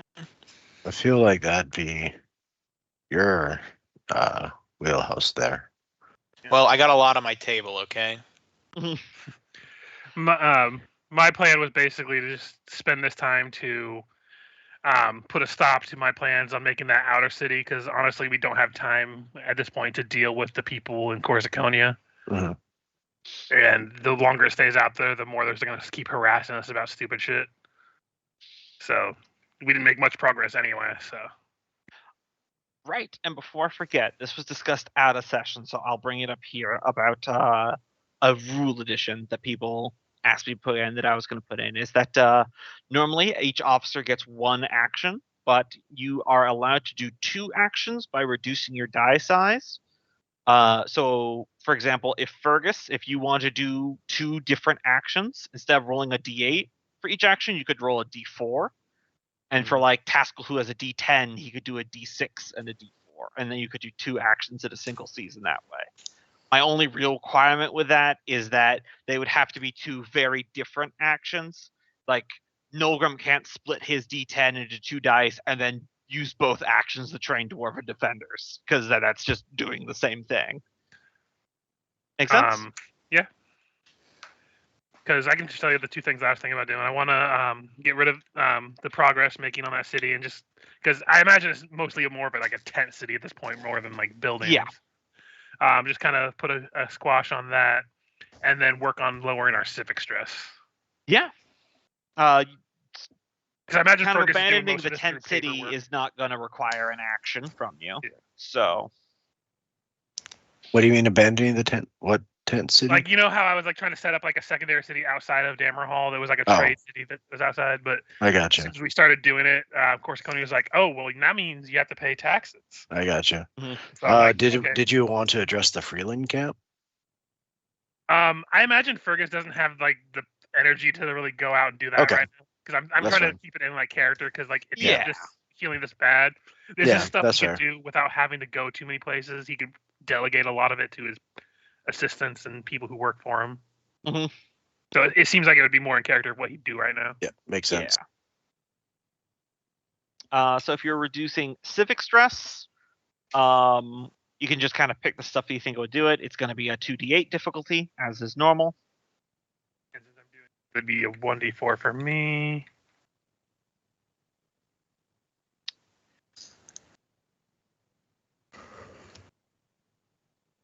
I don't know which attribute would work the most for this. I mean, they're all d6s mostly, but Yeah, it's probably not going to be industry, so I guess that just makes it a d6. I was like thinking about that after I said it. I'm like, wait, they're all d6s. Mhm. Like a d6, like a d6. I don't know. Yeah, because the civic stress is about the recent string of assassination attempts and everything like that within the city, and then the swift roundup of Grim Pyre, suspicions of treason and everything like that. It's just a little bit of a public panic is what it's about. Just try to help frame the situation for roleplay for while you're picking things. Yeah.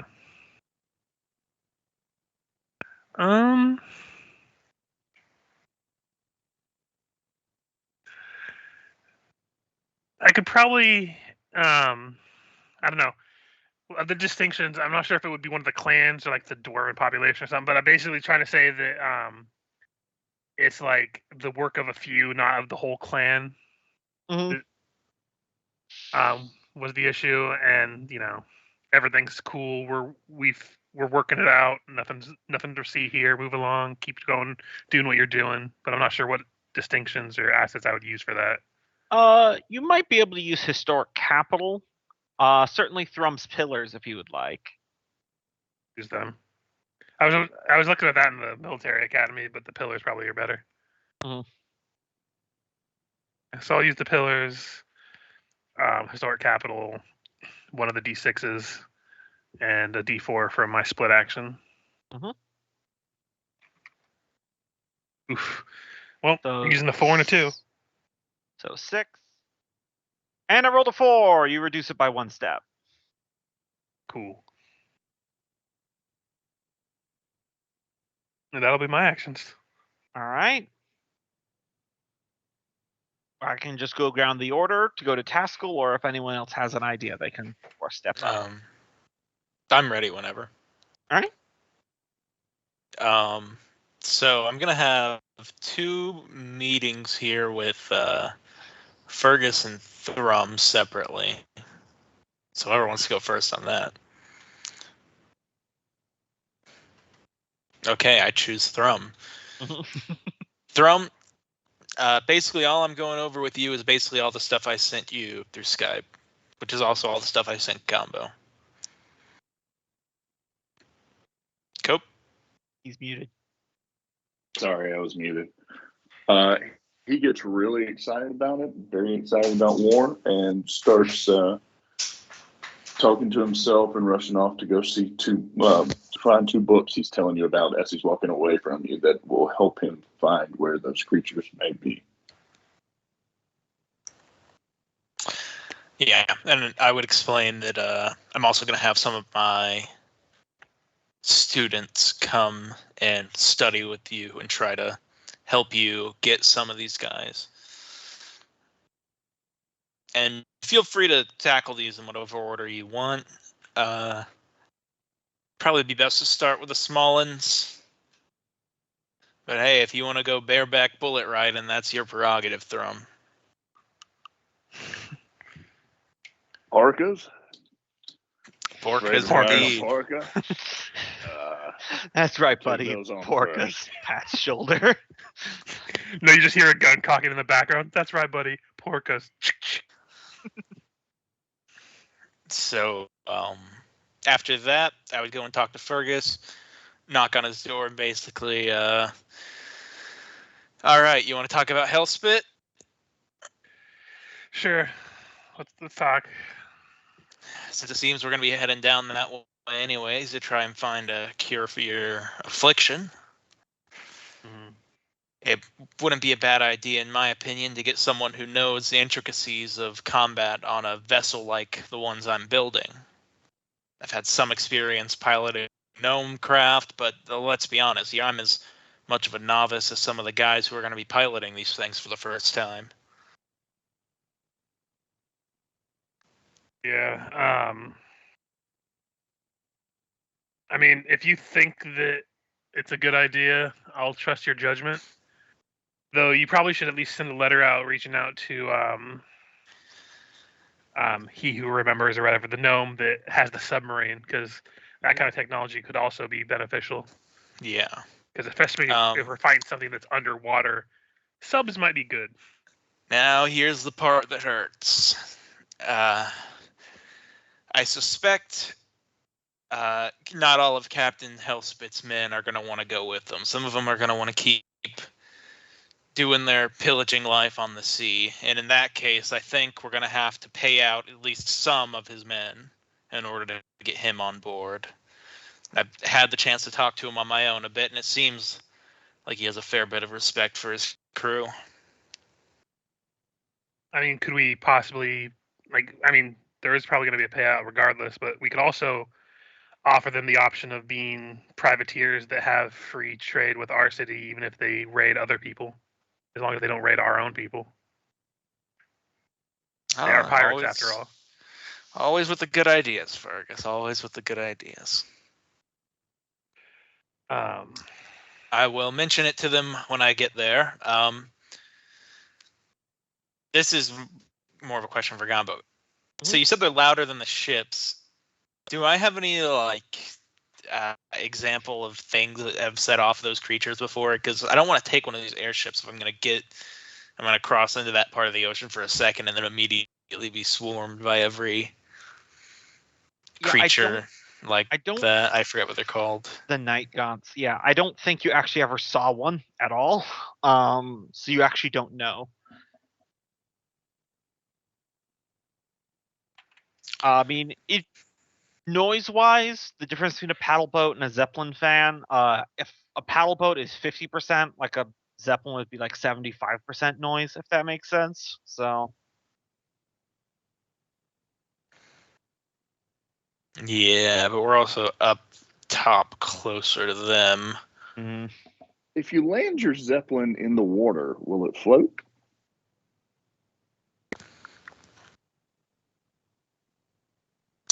No. Yeah, that was a question for Michael, not me. Whatever answer he wanted to give. Can you keep it just high enough that the bottom of the vessel goes in the water and the fan goes underwater, but it doesn't go that deep would enough create that more it would noise? sink? Then the fan would be splashing in the water. But if you could get it submerged, well, then I don't think we'd be moving anymore. it'd still act as a propeller, right? Fan's just a propeller. No. Fans and propellers have a whole scoop thing to their design. It's okay. This is a separate conversation from what we're doing with our dwarf dice roll. I don't know much, but I don't think that a propeller is the same thing as a propeller, but they're different. A sea propeller versus an air propeller. I'm not sure. Just I know air propeller usually goes on the front. Sea propeller usually goes on the back. That's pretty different. Loki, you're an engineer. You do nerd shit. Explain. I'm joking. I know the air go in and I go up. I go zoom. But that conversation aside, what would you like to do with your actual actions? Because those conversations don't have to consume your actions.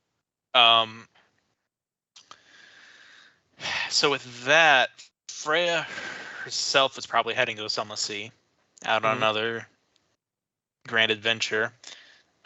Is that an action? I forget if I can. If I do that, is that what I'm doing for this? I guess it depends on what you want to do with the other thing, just to get like the ball rolling. But you just won't be physically in the city. So. Yeah, then I can just set engineers on starting to repair that golem foundry that was destroyed. Yeah, absolutely. All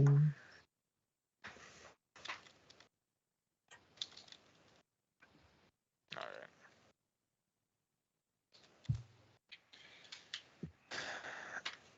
So I wouldn't roll Freya then because she's gone. You could Right. use one. You could use a D4 for Freya. A I would D4. say. Yeah.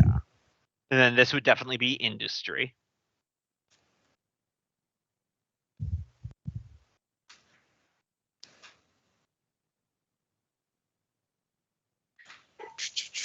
Industry.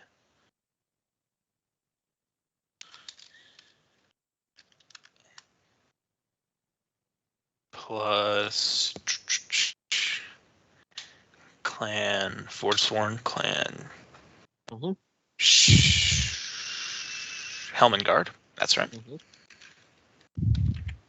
Probably dwarven population because stonework repair.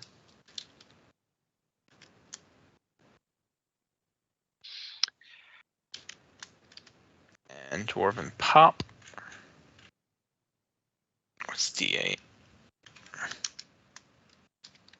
I'll have this ready for next time. My bad. I don't know if I was doing an action. And then got so many dice at this point. Oh yeah. Well, thankfully, you're only taking the two highest. Just so you know, this is going to be difficulty 2d12 plus an additional 8 due to the undead spitting radioactive lava pool around the construction site.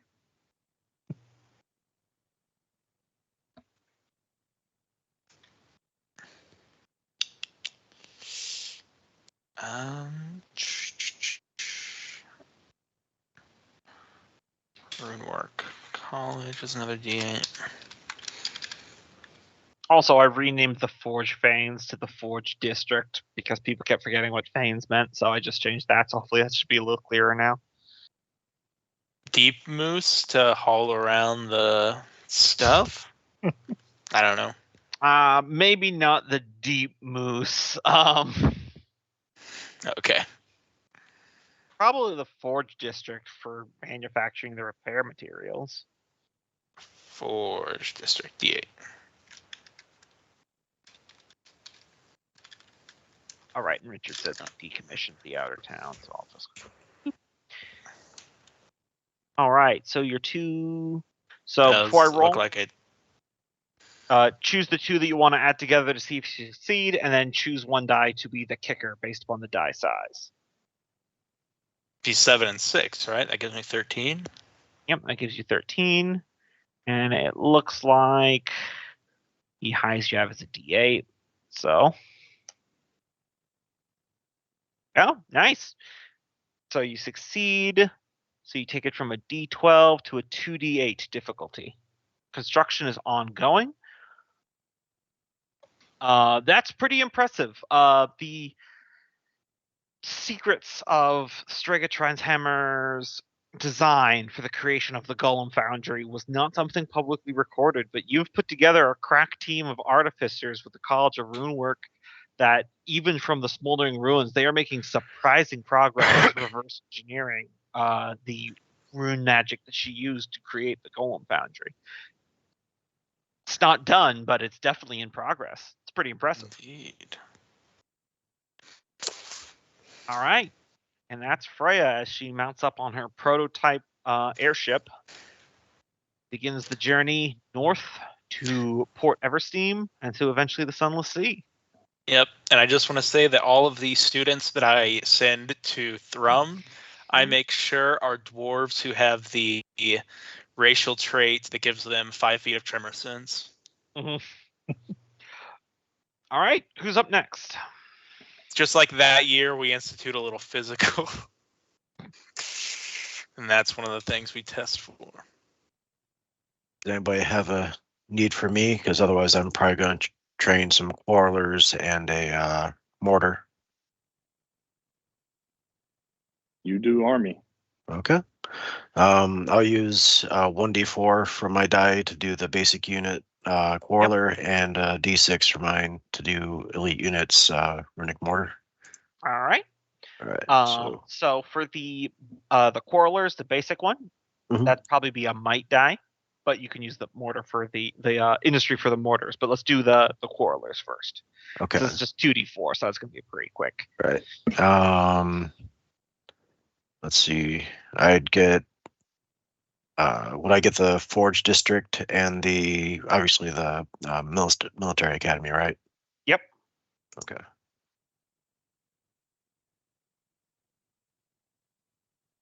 All right. And I think that's good for the boilers. Mhm. 7. 7. With a D8 kicker.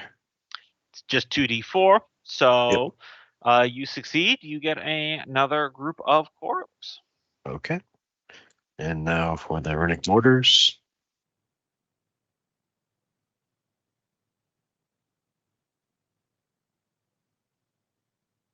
All right, and the runic mortars are elite, if I remember correctly. Yes. So I've got 1d6 for me, 1d8 for industry, 1d8 for Forge District, 1d8 for Hearthstone Military Academy. Mm-hmm. Right. If you wanted to, you could use one of your limited use weapon stockpiles to add a d12. Not this time around. I think we'll save that for when we need the weapons in a pinch. Gotcha. All right. So I'll go 14 with the D8 kicker. Okay. So that's a 9. D8 takes it down. So the runic mortars are ongoing and is now difficulty 2d4. Okay.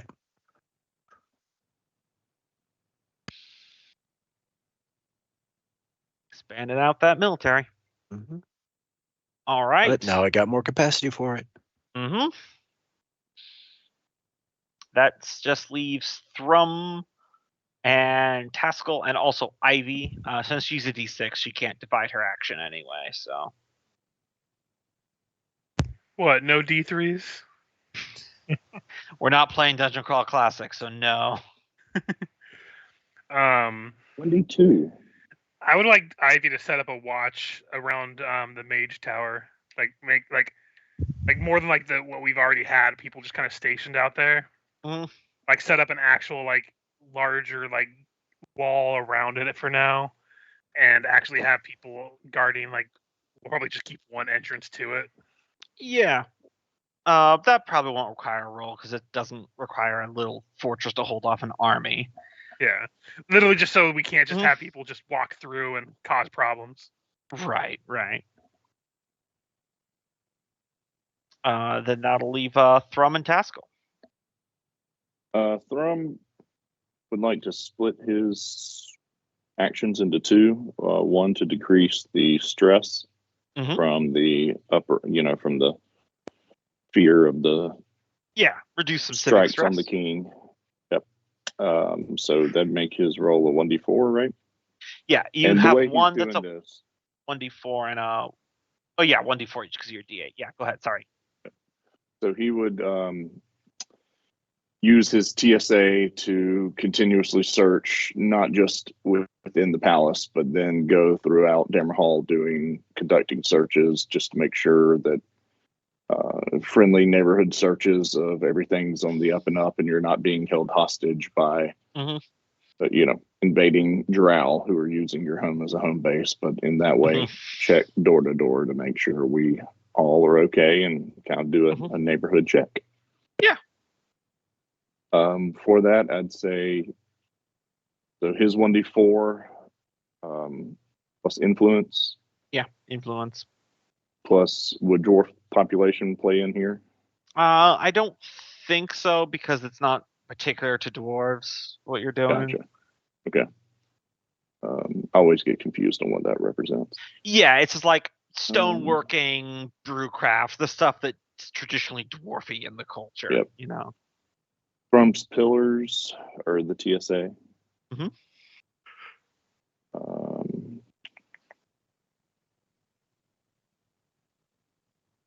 course, the deep moose herd.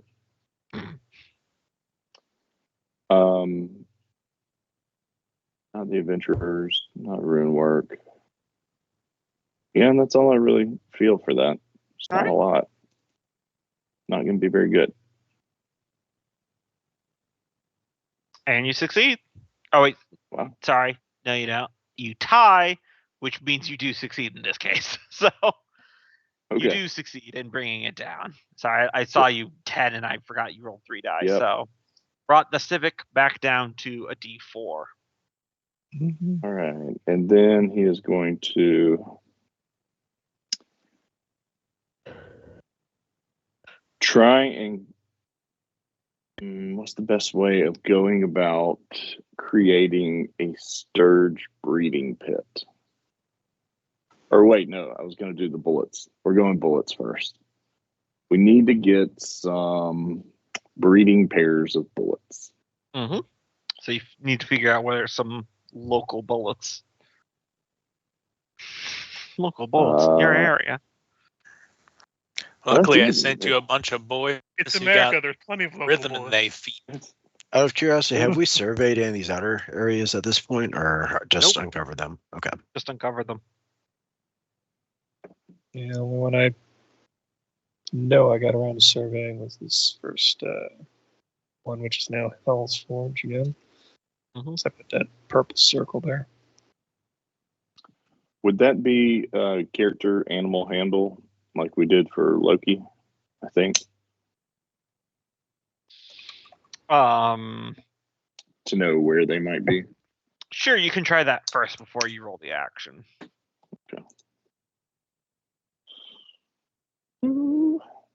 Gonna use luck if this is a bad roll. Mhm. I'll take that. All right.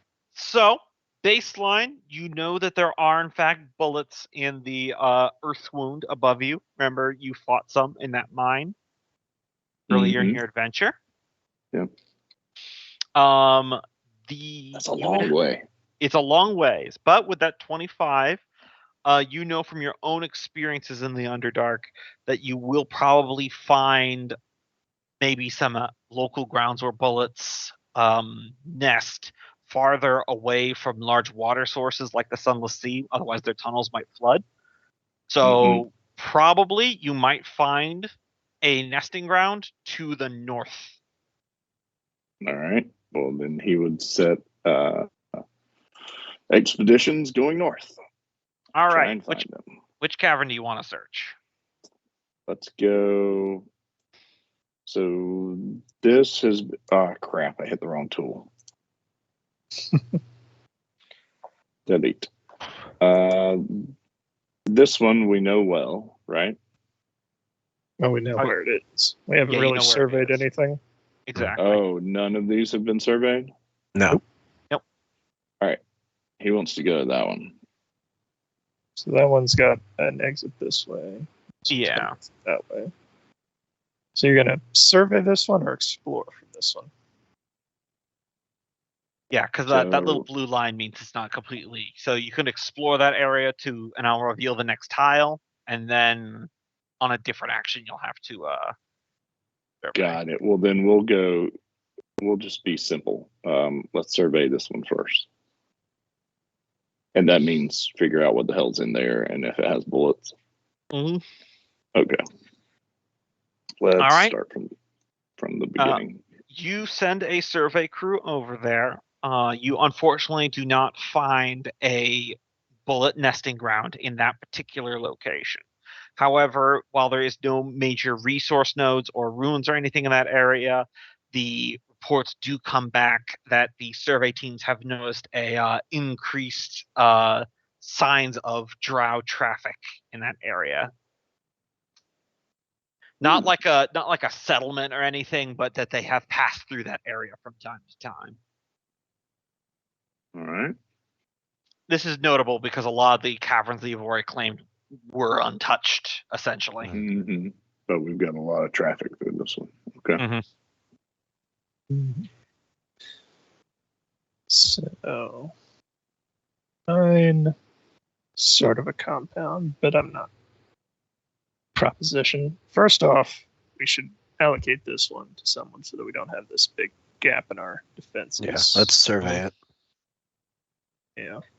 Secondly, after last session, I was thinking about maybe tunneling to the second and first areas of this campaign, the jungle, subterranean jungle, and then from there to the Earth's Wound, Earth's Wound to the fungal jungle. So I would think this one that I keep pointing at is probably the closest of our territory to the Earth's Wound. And would be a good starting point for that tunnel, which would make this a good candidate for being kind of a foreign/trade quarter realm of our area. But that also means we'll have to deal with them a little bit. I don't think they'd be against it, and having work crews coming down would be a good way to give them humanitarian aid as a bribe. Although at this point they prefer secrecy, Mm-hmm. so definitely I mean, need. we could send someone there ahead of time and be like, "Hey, we're gonna have workers, but we'll keep them away from you Mhm. if you don't want to be involved. But we're basically gonna make a path going up. Mhm. So at the very least, if they don't have direct confrontation with the drow, they could always, once we're done, it's a free excuse for them to get out of here and go somewhere else if they want to. Mhm. Although there were drow forces in the Earthswind. That's where we first met them, because yeah, this city over here is where that. Yeah, eventually when they get fungal jungle, they'll just deal with giant spiders. Yeah, so we'll be setting up a fort down there too, because gotta keep the place. But initial roles, surveying, planning, and all that. Yeah. So at the moment, as far as dice go, I've got me, industry, and dwarf pop.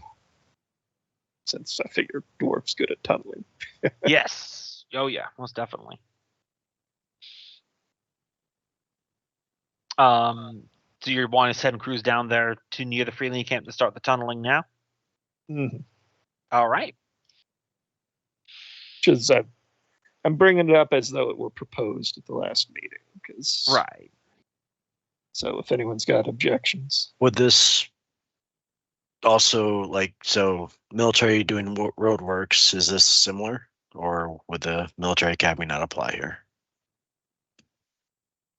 I mean, with that close proximity to the Freeling camp, do you wish to make this a military operation? That's It's a up fair to you. point. Yep. If you say yes, then you can. Yeah, Nolgrim's not going to at this point. He'd want to wait for.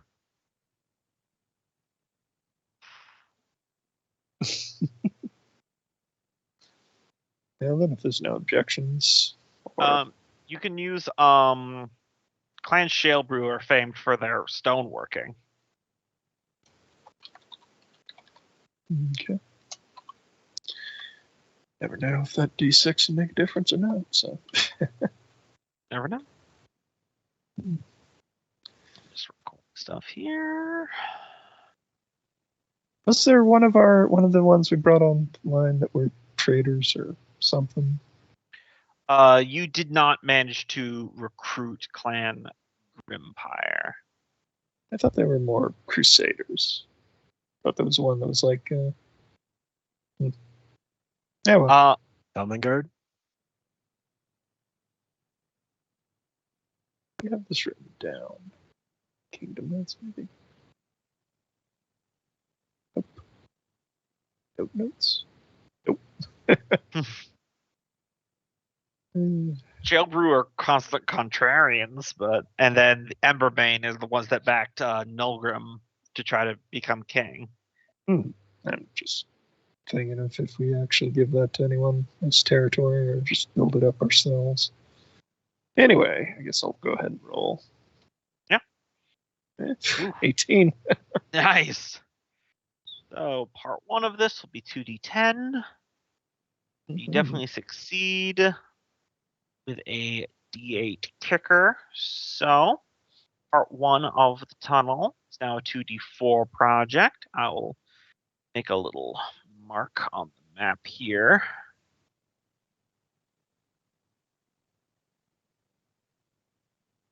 Right. The heck is that? Hold on, ignore me for a moment. What was going to be your second thing while I figure out this?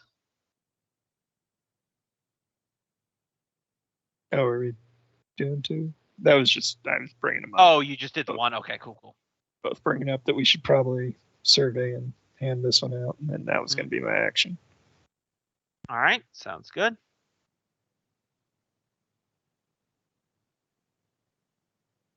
Yeah, I'll do.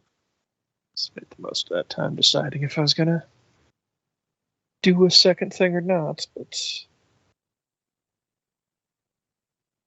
find that later. Anyway, end of this season, Fergus, give me a Constitution saving throw at advantage.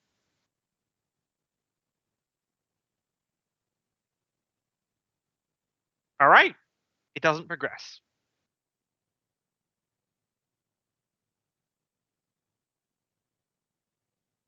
All right. Top of season 4. At the end of this one, you'll have budget reconciliation.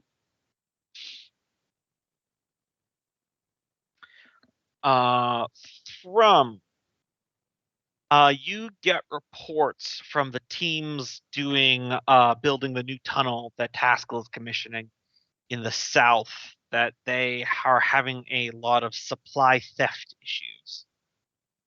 No injuries or anything of that like, but certain things are going missing with greater frequency.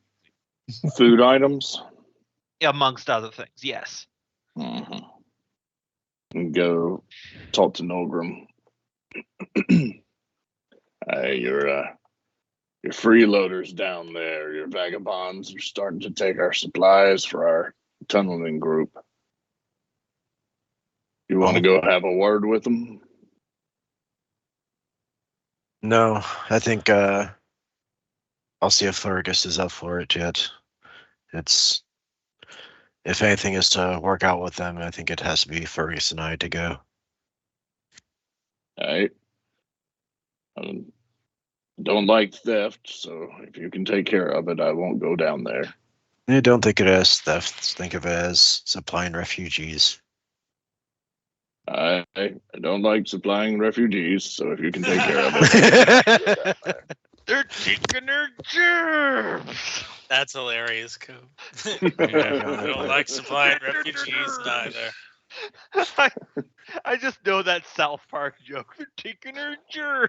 They're taking I- their I- jobs. I The thought fucking I end of that already one. told you, Nolgrim, I don't like freeloaders. I gotta say, the end of that episode is the greatest because, like, what if we just make the society better? Or no, that's a different one. But it's like they're making fun of it with the goobacks, where it's people in the future, Mhm. and it's another one where like they took our jobs. And they're like, what if we just make society better so this won't happen in the future? And they start doing all this like good shit for the environment. You're like, you know what? No, this is gayer than the gay sex pile to stop them from being procreated in the future. Everyone back to the pile. It's so fucking stupid, and I'm like, of course it's South Park the way they do the thing. Mhm. It's just, anyway, sorry, sidetrack tangent.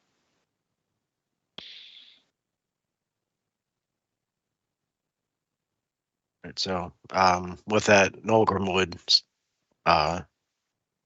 chapel Fergus aside and say, well, the mine has kind of forced the hand of we have to do something about the Freeling camp soon.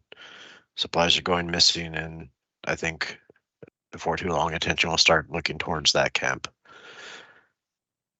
Well, how do we want to do this?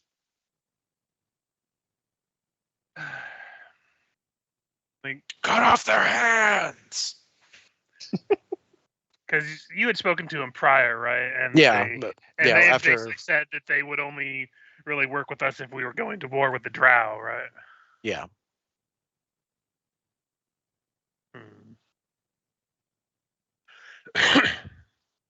Trying to think, because we're not Yeah. actively going to war with them right now because we have other fish to fry.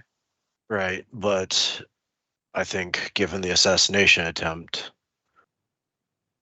I think we could safely say that we do have intentions to do so and are building up our forces for that eventuality. Mm-hmm. So at the very least, I feel like if we could get them in now, it will make things easier at the mine or the tunnel. And to be fair, the most telling thing is we never contacted them to meet, like, because we said they were going to meet, and we never got contacted again.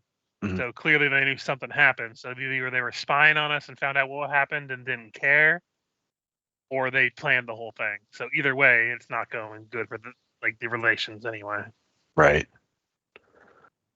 So are you willing to join me this season to at least see if we come to some sort of agreement? Yeah, I'll speak with them. All right. I'm gonna need a drink first, and then I just go to get a drink, and then still itching my back. Takes bottle of wine, fills a goblet with wine, sets the goblet to the side, drinks from the bottle. Pretty much. The glass is for later. Well, it's like you never take the last cookie in the break room. you break it in half. Yeah. Because that's what everyone wants. The last 1/8 of a cookie that everyone's touched. Right. And everybody has touched it. Yeah. All right. Fergus and Nolgrim going to be riding out to the Freeling camp. I'm only going to do that for half my action. I do have another action I was going to do. Yeah, I'd like to use my other half to finish up the mortars. Yeah, that shouldn't be too much difficulty. You can just roll that now. It's 2d4. Literally any amount of success, and you'll clinch it. What dice would it be for me to, since I'm splitting my action? Let's see. No, you're a D10, so it could be a D4 or a D6. I'll let you choose. I'll do a D4.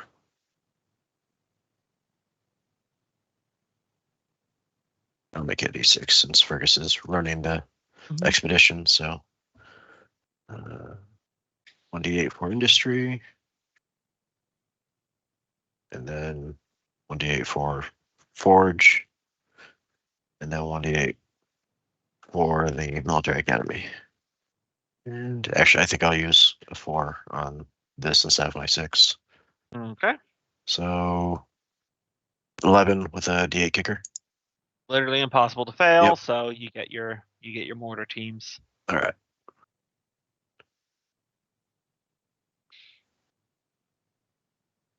Oop, there they are.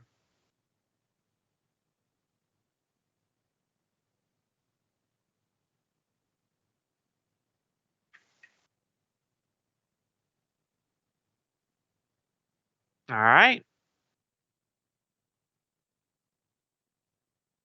Let's see. Taskell and Thrum. Let's just resolve your stuff first before we get to any role play scenes.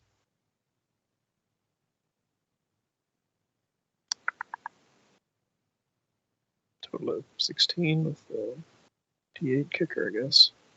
Right, for the tunnel. Yeah. Let's see, what was that again? Okay. Thrum already did his. The new season. Oh, Yeah, I didn't do the little If you're season thing, but if you're Can still looking I- to explore the tunnels, would you want to survey this one? yeah. Survey. Can I split to survey 2 different tunnels, or Yep. is that gaming the system? All right, let's do that. Survey this You one, can game and the system. The system's a game. T is this one needed? You could pass through it, but you would still need to survey it if you want to know about anything in there. Yeah, let's go ahead and survey both of them. All right. What was the first one that you selected? I was adjusting on my Excel sheet. The T-bar. All right. The T-framed one is empty of any particular resources or notable landmarks. Though you have been noticing that, especially near some of the northern tunnel exits, some of your rangers report back tracks and signs of humanoids that are not drow. Ooh, can I go there and do a survival to see if I know what kind of footprints they are? Sure, but before we do that, I will just reveal the other one that you surveyed contains a unknown ruin. All right, go tell Nolgrim and Freya and Fergus and Taskell. Go tell everyone. ruins. We found a new room. But you can give me your survival if you'd like. You. Gonna use luck if this is bad. Oh, that's good. Orc. Oh. So those undorks. Time for war. It's just Yeah. more drow, basically, I think. Because we saw those mercenary under orcs traveling with the drow, right? Before, when we Yep. met that pompous loser. Yep. Yeah, but they had to kidnap those orcs from somewhere. That pompous loser that sent us running with their tails between our legs. But yeah, just for laughs, context for you there, Cope. The survival was DC 10 because I figured anything over a 10, Throne would be like, "That's Orc Prince." Yep. Not exactly exotic.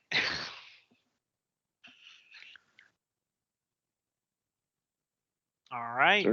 Sir, why are you licking the dirt? Would we want to give that territory to Embermane since it's the only clan that has signed on to us but doesn't have anything local? Which one? The orc territory Yeah. one? Yeah. I mean, it Because couldn't hurt. as Taskel said, it's kind of the last plug before. I guess the question was also Gombo. I had a question. Of the people that voted for us, are any of the ones that voted in favor of me keeping my throne? Have we not given territory to? Let me check. I can't remember who voted for it. Who voted which way? I can't remember. Cinderax is the only one that has not been yet incorporated. Oh, that could be So actually I a pretty would- good one. Yeah, I would send. We could send a letter and offer that territory to them, and basically tell them like, "Hey, you want to kill some orcs possibly? Because we've been seeing some tracks, and we can. If you want that territory, it's yours." Well, when next Fergus has an action, you can start doing some rolls for that to set up the political stuff. That'll probably be next season, since you can't probably do the same season that I have another action anyway. Right. On the good news, though, the tunnel that Taskel's crews have been putting together is starting to show results. It's half a year. Dwarves dig fast. I don't think that's unreasonable.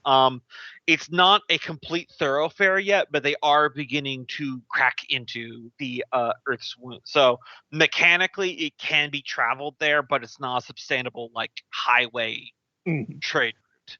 Yeah, before we get it too wide, I don't want to build the defensives.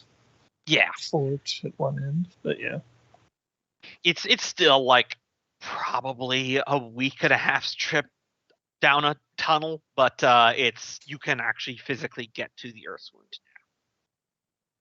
now. That opens up trade possibilities with those elves we met.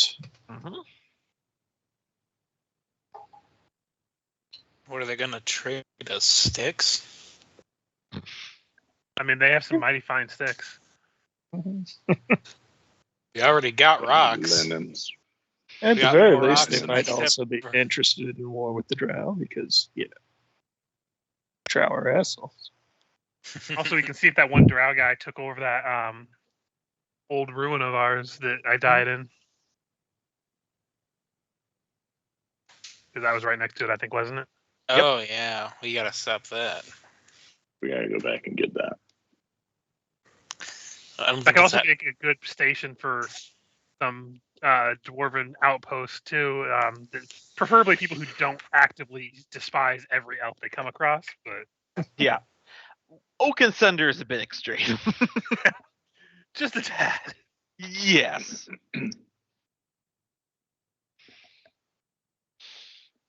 All right. So, do we want to do Freya or Milgram and Fergus first? Since we're doing a joint one, Freya probably can go before us. Yeah, All I right. don't care.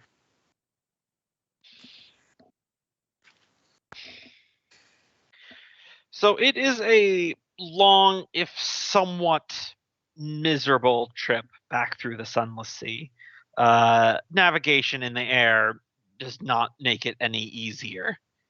If not for the plethora of runic weaponry that you had brought, the constant attacks from the various creatures that dwell upon the walls of the Sunless Sea, because you have to kind of hug the walls as you go around, otherwise you're literally just flying through infinite black void of nothingness. Mhm. So glossing over a lot of encounters with that one. Let me see here. But you do eventually reach the Gaunt Sea, where you know that Dinport is located.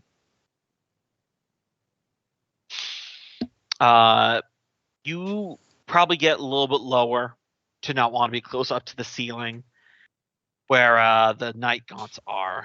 But thankfully, the sound of the constant ringing of the bell does act as something of a lighthouse. Gotcha. So let me get some stuff going here. Continue to sputter my way in. Mm-hmm.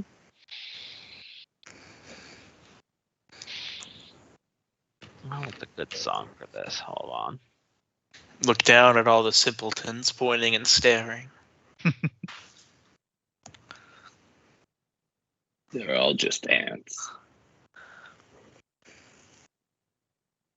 Let's see. Am I good for this, or do I have to just do that? I did import one of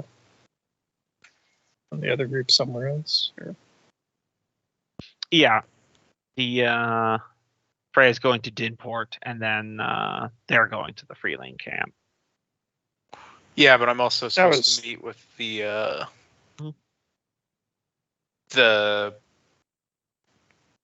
what were you guys said, the guys who might know something about the ooze. Oh, which were you wanting to go to the Dinport, or were you wanting to go to the monastery? I kind of assumed. I'm looking for both essentially, so it doesn't matter because I'm also looking for Hellspit. All right. Well, since I went through all that effort of narrating Dinport, we'll go there first. All right. As you're drawing closer, Dinport is very similar to how you remember it. Ships docked, pirates of all shape and form wandering about. Smells like piss. Smells like piss, but there's a general lack of sense of ruckus here, or at least not as much of it that you remember. People seem to be keeping to themselves a bit more. While certainly an airship docking does draw attention, it's less attention than you want. You go to some of the local tavern areas that you know of, and as you're walking the streets along with your dwarven escorts who are very on edge, you can't help but notice a uptick in people who seem to be wearing amber-colored robes.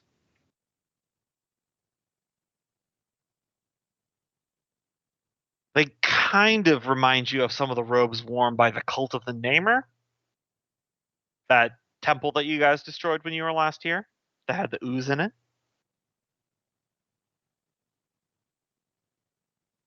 And more than one structure has just a simple amber-colored banner over the front of it. And most of the pirates who do not sport that wear seem to be keeping to themselves more.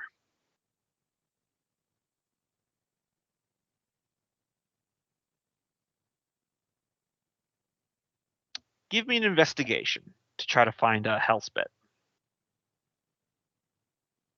Sorry, that thing had a hive mind, right? Kinda. Okay, then I'll just do the investigation.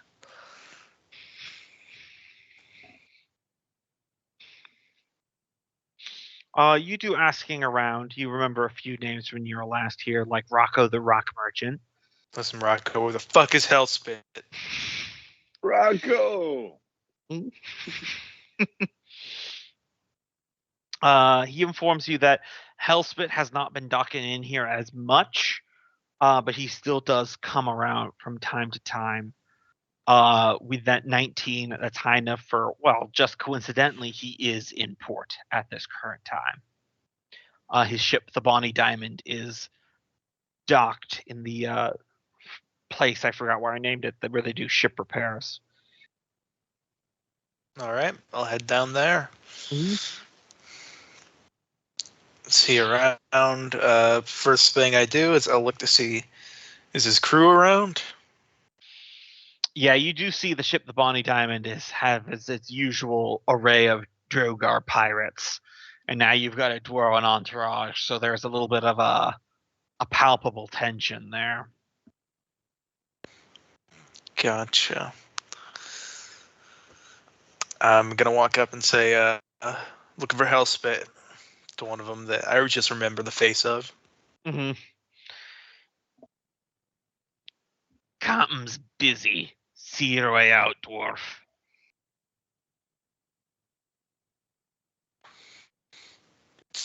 I'll just say, you should tell him I'm here.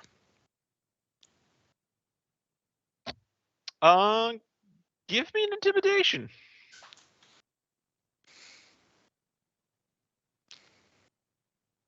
Not my best, but we'll give it a whirl. It's a 9. You know what? Do it at advantage just because you got a crew with you.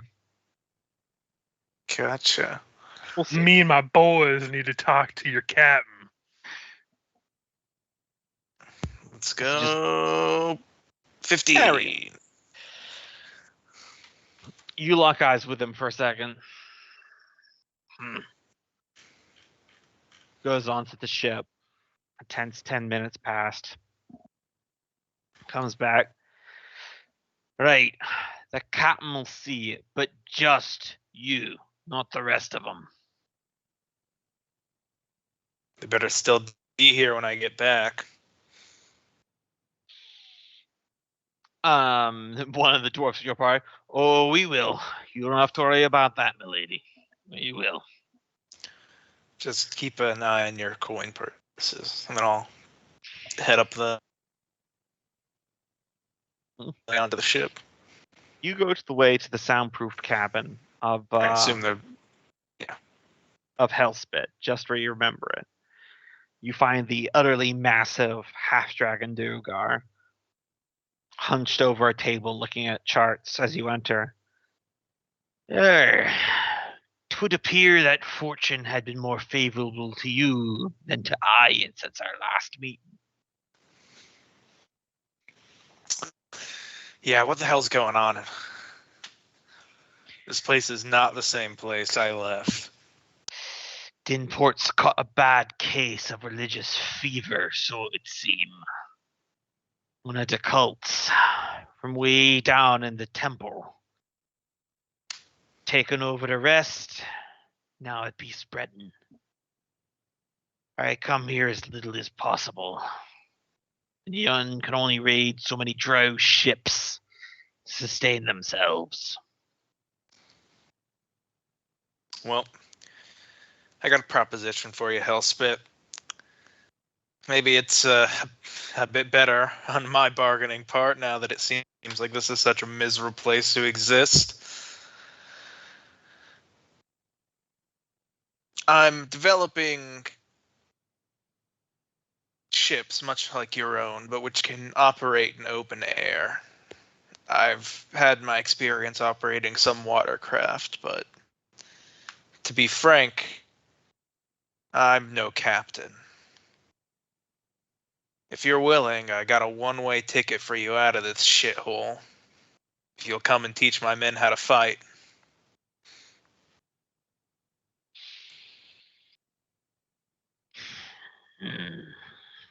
He regards his chart.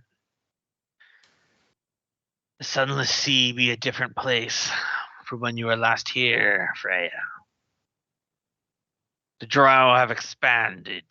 Sea chains regulate travel between the blackened waves. The new port in the south connecting to the Earth's wound. Not to mention the port that you've been building up on the Sea of Claws to the north. Me wild home's not so wild anymore.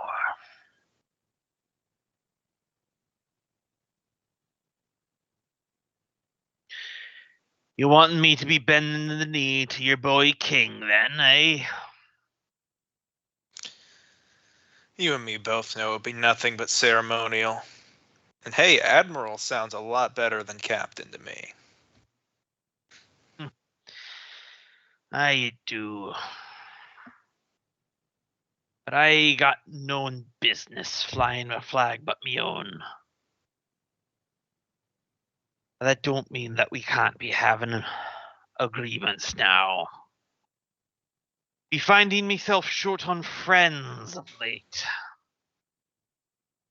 Mhm. If you can strike a bargain, those who run that there port you have, allowing ships like me and mine to dock, well, perhaps the title of admiral might be a bit big for me britches, but I can settle for privateer.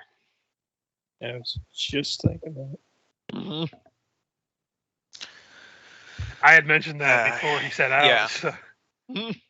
I would actually say King Fergus mentioned you might be too chaotic to settle down in our little homestead up, where are we, north?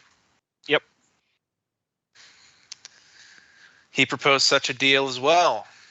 I see it could be profitable on both our ends. You get rid of your more hard to traffic goods to our people. And we benefit from a steep discount on those goods, given that not many buyers. Aye. Far fewer these days. Far fewer.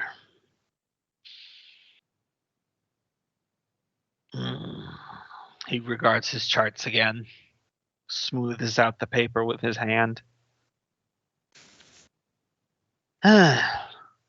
Hard to believe it was better times 5 years ago.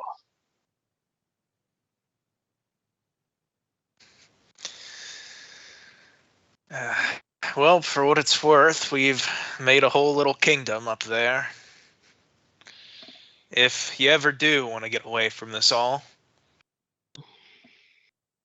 well, you'll know where to find me.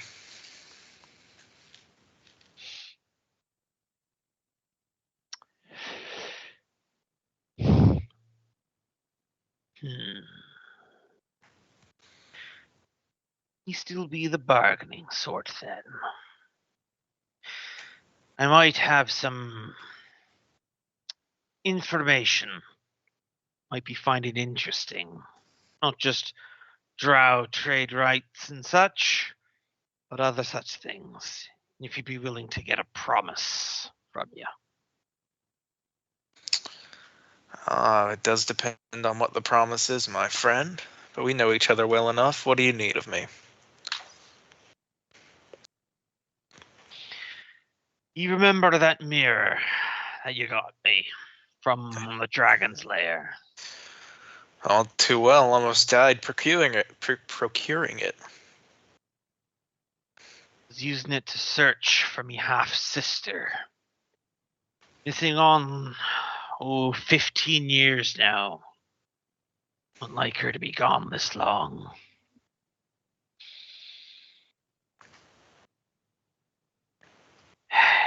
If you and your folk promise to help me in me search, I'm running low on options.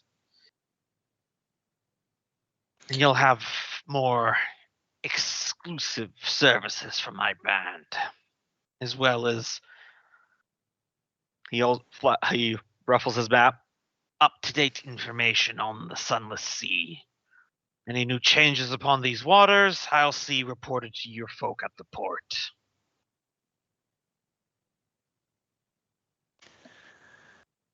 I'll do my best to look into the matter, but I have to be honest with you and upfront about a couple of things. In recent times, our people have come across, well, do you know what an intellect devourer is? Can't say that I do. It's a creature that takes over one's body and mind, is imbued with their memories. If such a creature were able to get inside of a host like your half-sister, it would be a powerful thing indeed. And with us having seen so many in such a short time since I've seen you, perhaps you should be prepared for the worst possible outcome and not accept things so forthrightly should we find her.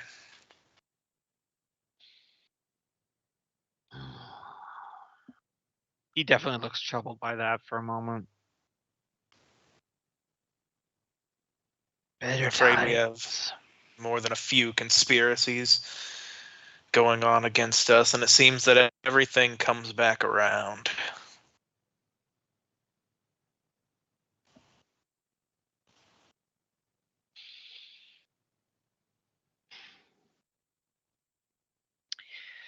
I just need your word that you look. It doesn't have to be from your kingdom, from you. Just from you. I'll look, Captain. And I'll put out a handshake. Spits into his hand. Shakes your hand with his massive. Well, I shim into Massive my grip. hand. Right. First thing you should probably know about the Sunless Sea, then. The Drow have expanded operations here. They built in the new port, and he shows you on the chart, which I'll reveal on the map here. You guys should be able to see that right down there. Port Badger. I was going to ask if Yep. that was the one. Mm-hmm. Sure. New one set up. Some hotshot merchant be importing bones and pack beasts from the Earth's wound, a open section in the earth up above. Do you know his name? Yeah, I think we do. Mm-hmm. I'm asking him I do. just to confirm. Just give the DM a moment to quickly check the notes. Yeah, because I There's a also scribe off in the suspect- corner just shuffling through papers. Vazir Jazavon. That is the merchant that you encountered up in the Earth's wound, who was wanting to make his fortune. That's what I thought. Yeah, I've encountered this asshole before. Slippery little sea eel. But they've been moving a lot of cargo from the port up to the Demon's Gate to save the go-around through Fort Zivrar. But as interesting as that be, along with the changes here in Dinport, there's something more immediate ye folk might be more interested in. Maladraxus has left his lair, cleaned it out. Which means I suspect it isn't long until he shows up at our doorstep. I'm surprised he's let us thrive for as long as we have. I figured he'd be going after revenge as soon as our home opened back up. He seemed to know quite a lot about the situation when we interrogated him about it. Aye, surprised the old monument thief has waited this long. Word around the taverns, how is that he settled up north in the Labyrinth of Demise, which is the area outside of Dammerhall, these caverns. Okay. Don't know why he be biding his time, though.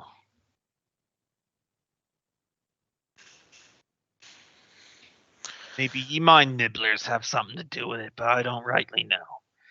One thing I do know about a dragon, and believe me, I know dragons. He's not letting that grudge go. If he's not coming for you and yours straight on, he's going to be coming for you sideways.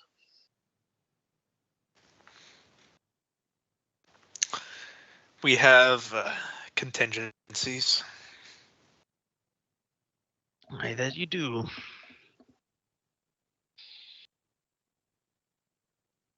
Aye, that you do. This would be the scene where you see like the Hmm. upshot of the crown sitting in the backpack. Mm-hmm.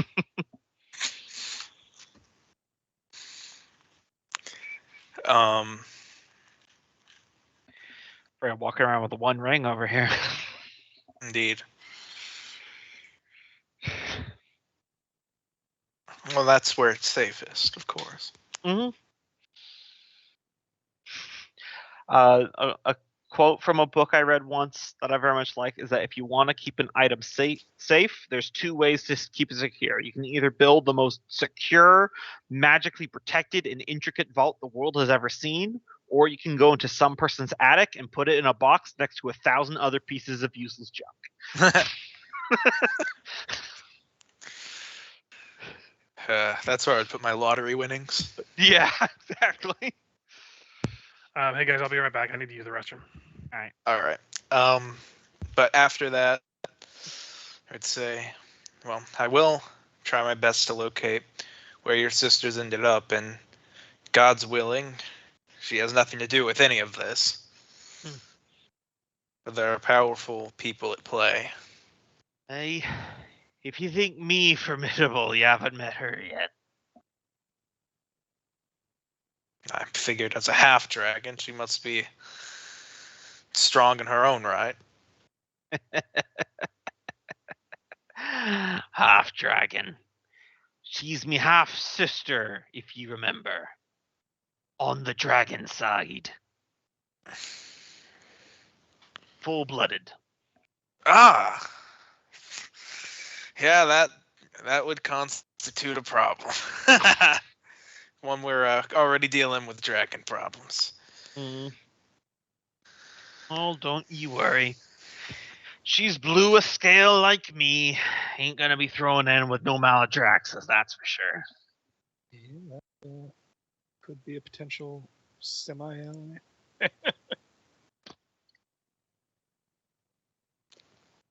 Well,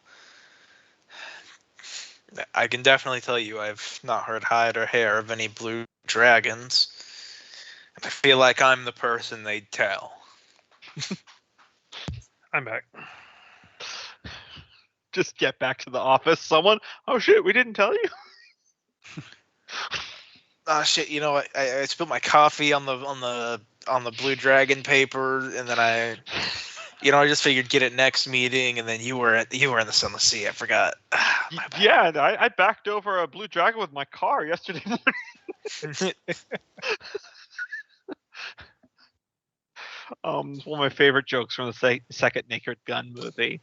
We're here to honor Lieutenant Detective Frank Drebin, who just killed his 100th drug dealer. He goes, thanks. Though, to be fair, half of them I just backed over with my car. They just turned out to be drug dealers.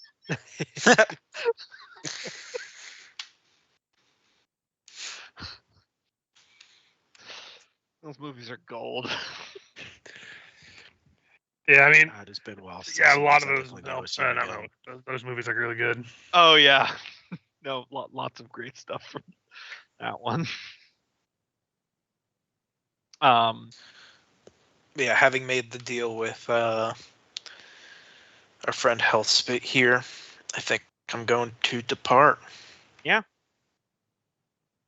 And before I get up, I'll say, wait, one more thing.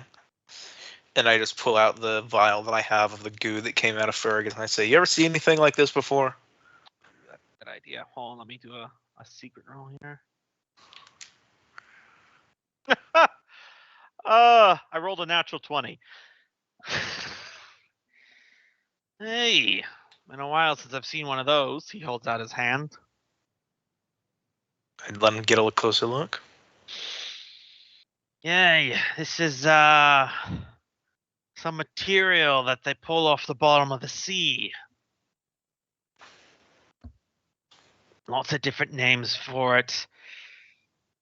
It's a funny old rock, this one. If you hold it in your hand, you think real hard, it changes its shape. But that old crone that lives in me ship call it psychoactive material. The king just got stabbed with a dagger full of it. Ooh. Glad to see the rain's going well then.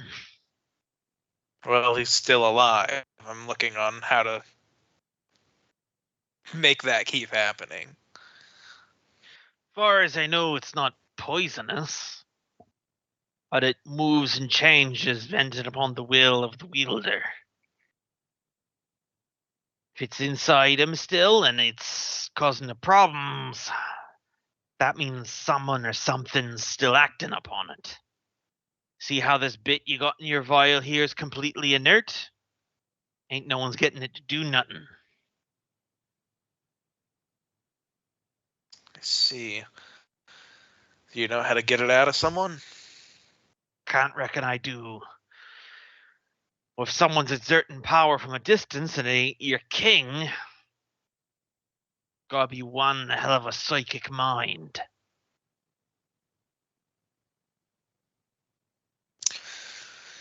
I guess I'll continue asking around. There's gotta be some way to get it out. Sure. Be careful about showing that around these parts. The amber robes are a strange lot. Stay away from them. That's what I've been doing.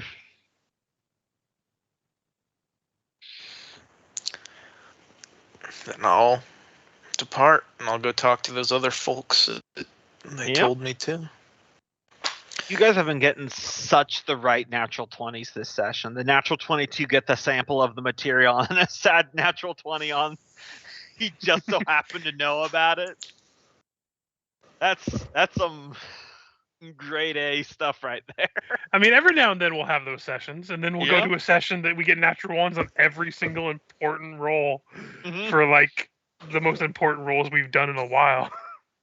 And if we want to speed up this next one, I'm basically just asking, what is it? Or I know what it is. Is there any way to get it out? Yeah, the Doyen, who is the sentient jellyfish cloud that's like a giant psychic brain that Yeah. operates how he basically literally just tells you everything that the Hellspit just told you. I would have rolled for the Doyen, but you just got a natural 20. So yeah, he knows. Saying that it's a psychoactive material that if you can bring Fergus back to the monastery, he can attempt to extract it. Doesn't have a lot of experience with that necessarily, but he can try. Okay. Otherwise, you'll need to find whatever is still exerting force over on Fergus and eliminate whatever that is. Gotcha. So it's not a terminal threat. That's good to know. Mhm. I'll hop back on my airship and begin the long voyage home. Mm-hmm. And I will give you guys a new asset because you are going to do the set up privateers with Hellspit, right? Yeah. All right. Yeah, I hope Fergus does. Yeah, I mean, I gave you the go ahead to sign off on that. Mhm. So Yeah. as long as they don't attack our ships, we'll trade with them. Like, we don't care if they attack the Drow ships or attack whatever else they find on the sea.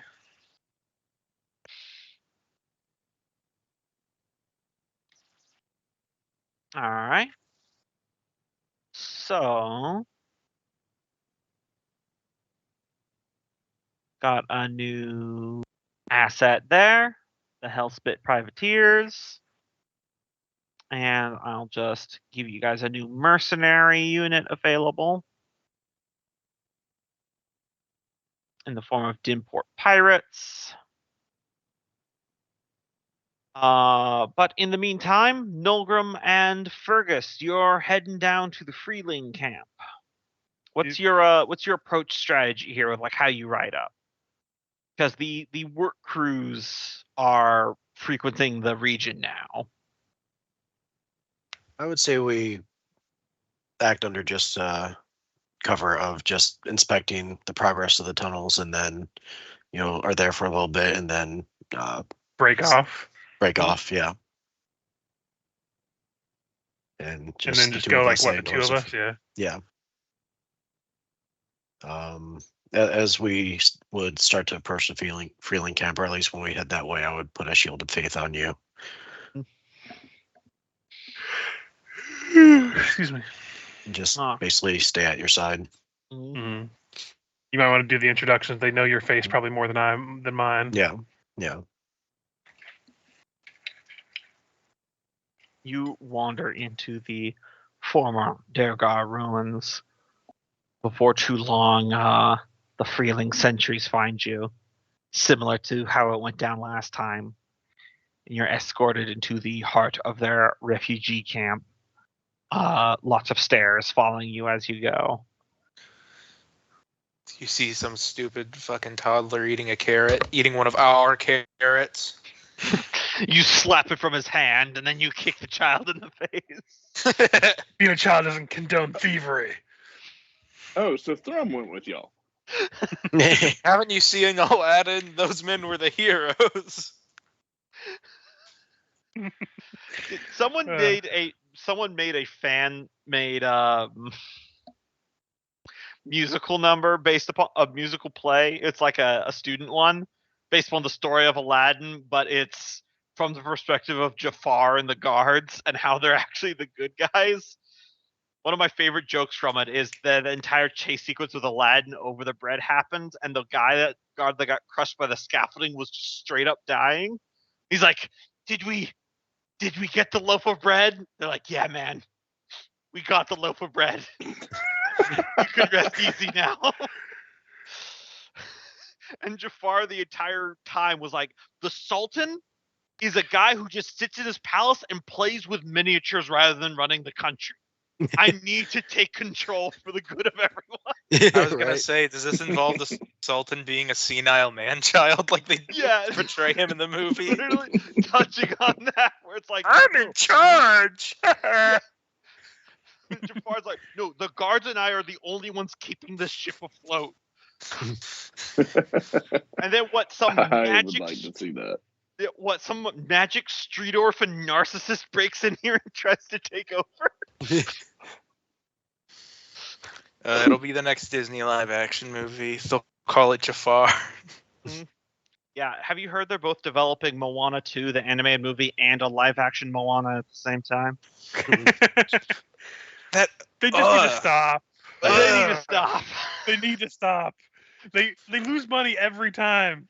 I love how it was like we're just redoing these old classic stories Yeah, in but live it's action, so and then it's modern. Moana Yeah. It's so modern. because they did all the old ones. Also, that one of all of their franchises does not need a sequel or No, live they- action. Man. The live action All right. sequel was actually pretty good, though. Yeah, Guys, let's get back to the Bandit Anyway. game. sorry, yes. You're welcome.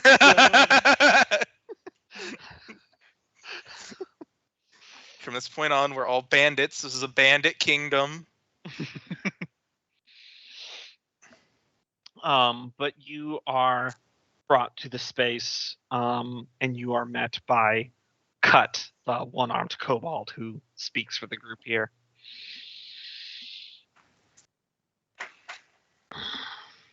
Yeah. Essentially said they saw someone breaking away from the work lines. He looks at Milgram. Took a little while, didn't it? Had a lot going on at home, so it took us a minute to find this opportunity. Take your word for it. Having the damnedest time avoiding your mining crews. Making it a little hard to bug out of here now undetected, though. Or bring in new people. But if you want to talk, we're here to talk. Nolgrim here informed me that you're wondering what our stance is on the drow before you get involved with us. First of all, I mean, might as well not beat around the bush. I'd appreciate that. After you explain what a bush is. It's like a big rock, but it's made of a bunch of plant. It's like a big rock made of a bunch of littler rocks. Except each rock is more like a different fibered fungus. Yeah, You ever seen one of those See living that plant mushroom over monsters there? that kind of like come out to attack you? It's like one of Okay. those, but it's not violent. You could have just left with the fungus thing. I have context for plant life. Not everything is rocks. And Holgrim looks Listen, around. I have been around for far too long. You'll have to forgive me there. But He's just longing over missing plant. as far as our official stance with the drow goes, I will let you know that a war is coming whether we wanted it or not. They have sent people after us, and we will respond in kind. We are currently building up our military power. We have other issues that are more pertinent, but the Drow themselves are on our shit list. At this point, there will be no peace. It is going to devolve into war of some nature or another. And as far as you all are concerned, you don't have to worry about any of the dwarves. No, in terms of slavery, it is very not condoned in our society. We would actively work with you to free any slaves and any conflict that we obtain if you wish to work with us. Otherwise, the caves that we are building going upward will eventually lead into other areas if you want to get further away from any possible conflict.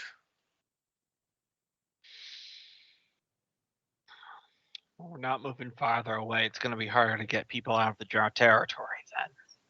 This isn't just a refugee camp. This is also a place where we're actively working to extract people from bondage.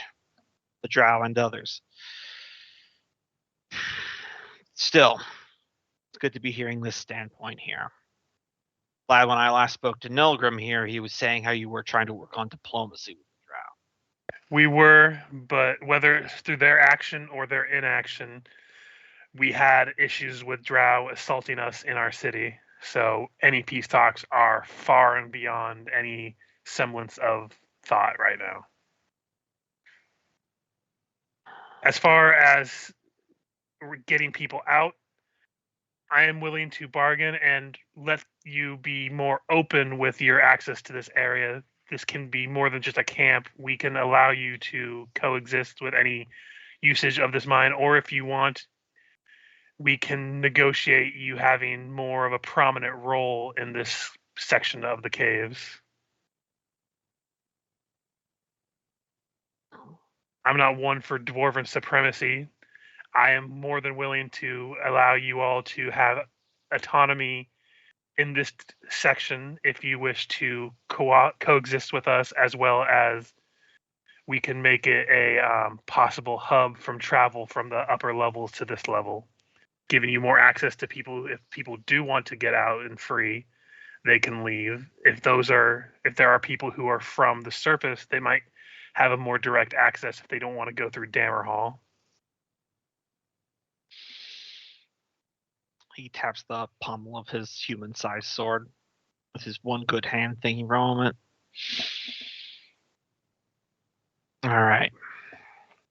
Here's the first round of my terms for any negotiation. We're not a part of your kingdom. We're our own independent force. This is a good spot as any, so we'll set up here. We have been relieving supplies from your convoys to support ourselves. It'd be better if we could put an end to that, but we're not exactly liquid at the moment. If they're not a part of our kingdom, they're not eating our fucking shit. You're not here, shush. Don't let them take our jobs. Spiritually. How is the land of the area? Is it suitable for farmland? It's the Underdark. It's bare stone. Okay. Here's my I mean, there's still yeah. mushroom farms and Yeah. whatnot. So here's my proposition. This cavern where the ruins are, this is our little kingdom now. Kingdom without a king. Any trade that passes through here will take a small percentage of trade goods off the top to support people. In addition to that, many of the people here are looking for a good way to stick to the Drow. If war comes to it, I'm sure there will be plenty of my people here that would be willing to take mercenary for your army. And, as an additional, we might be persuaded to use some of our networks into the Drow territory for intelligence gathering. We've been using that to get slaves out of their hold. That's what I'm putting on the table for the first. How would you? Good. How would you feel of us fortifying this area as a evacuation, like in the time of war, if our lines get pushed back, a place for civilians to shelter? It would be a benefit to all, I feel. As I as said, a sort of this cavern is ours. absolutely. But I'm referring to like an agreement where, in times of strife, where our people need to flee, that they have guaranteed shelter here.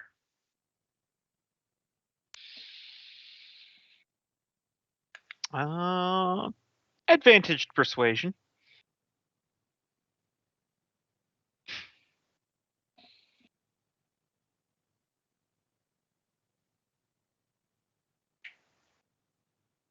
Hmm.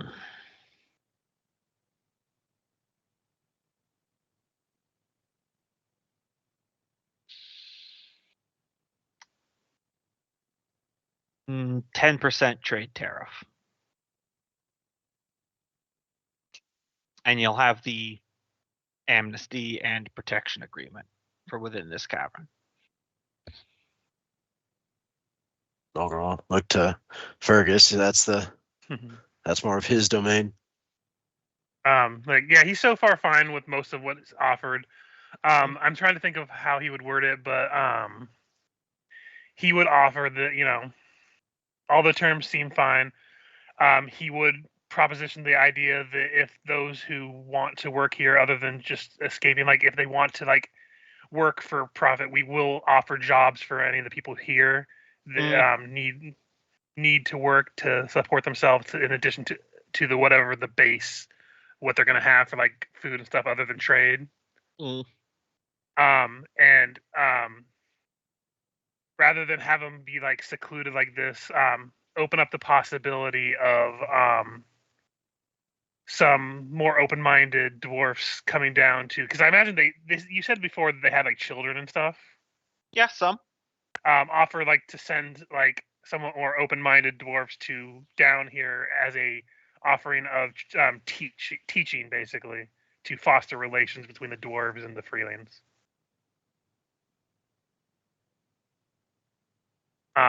Basically, like kind of state it in a way that like it's time to step out of the shadows rather than hiding the way you have had to right now.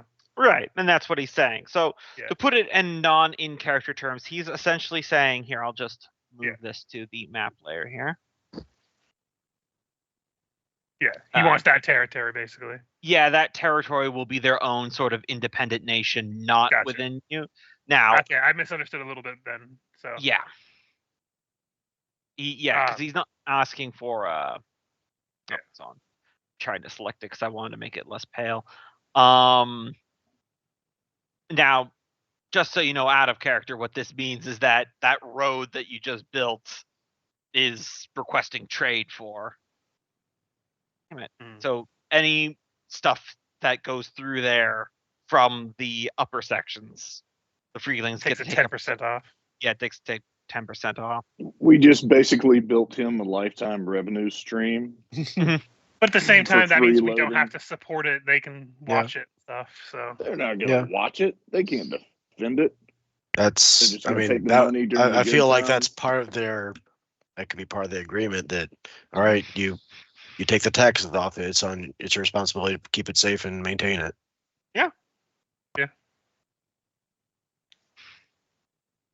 But yeah, as long as you agree with that, he's probably fine. We have too many things and too many holes right now that we can't really support another. Yeah. Right. Area. It's a Panama Canal situation, except you guys are Panama, not the U.S.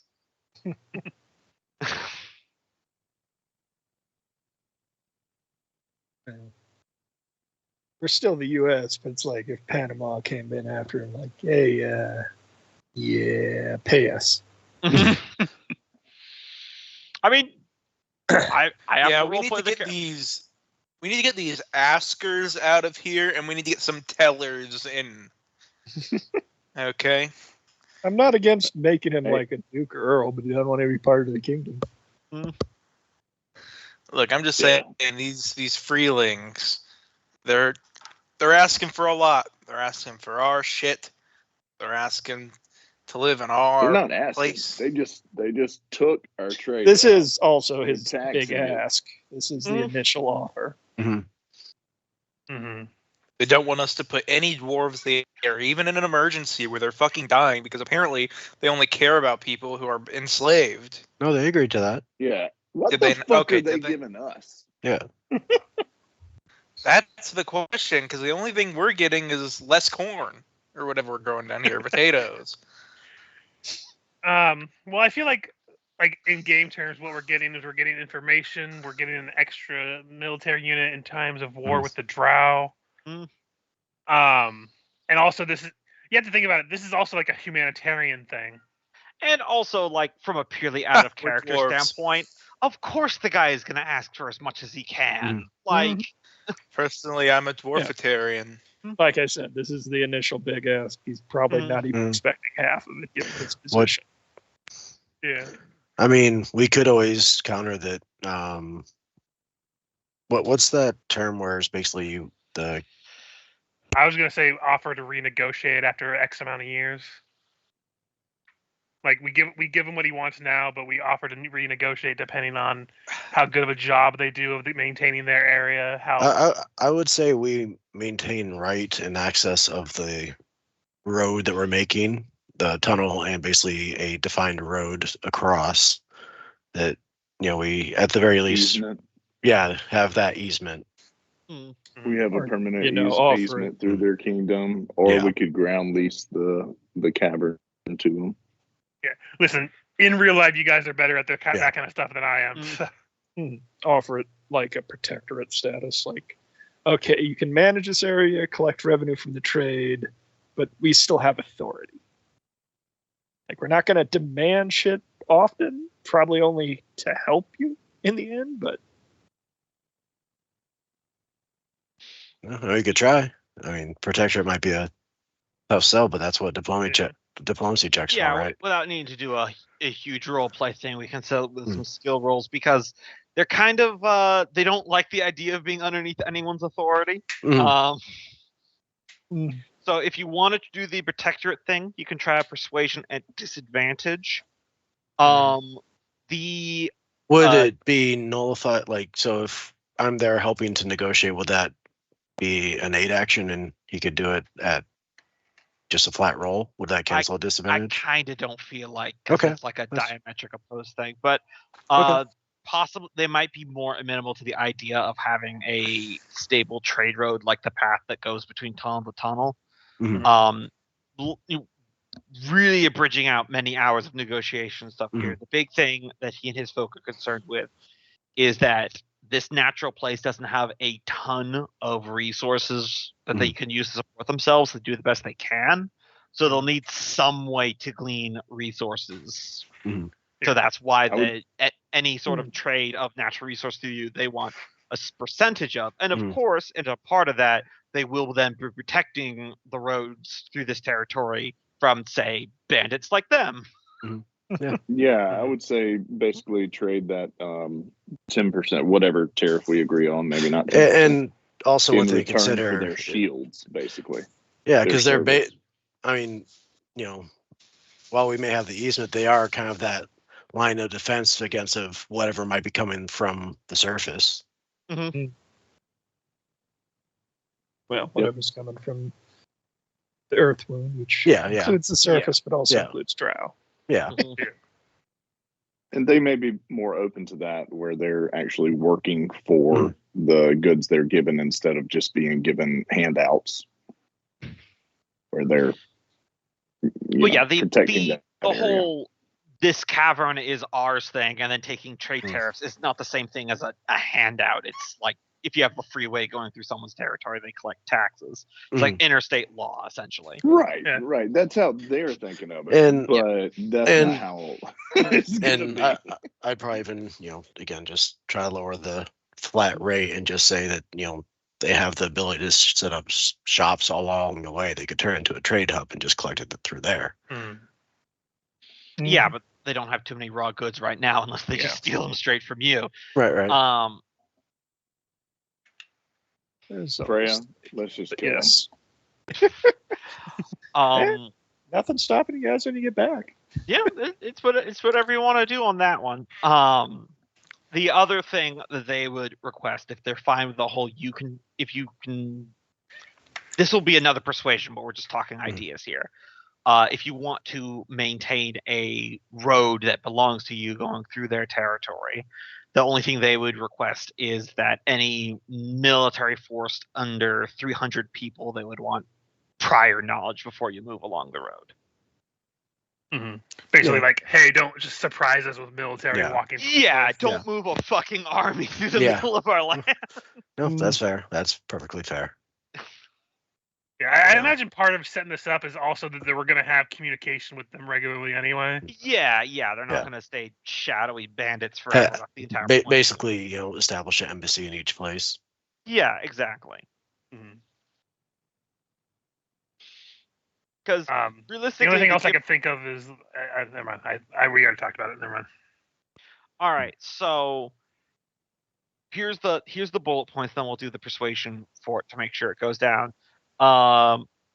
This cavern is theirs. They collect. It can be smaller than 10% trade tariff, but you guys control the road between the tunnel and the cavern entrance. Maybe with just a little bit of easement beyond, but yeah.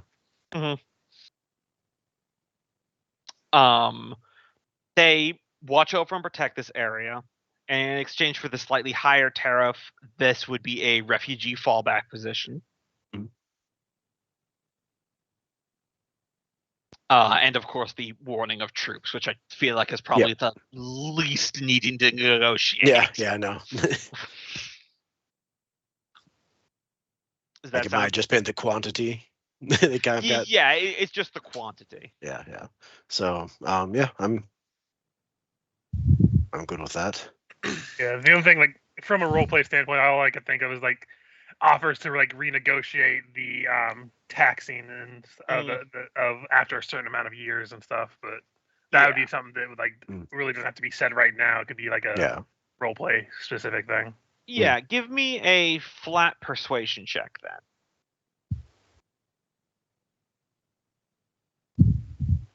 Ooh, I got a 3. Yeah, so you managed to bring it down to about 7% instead of 10%.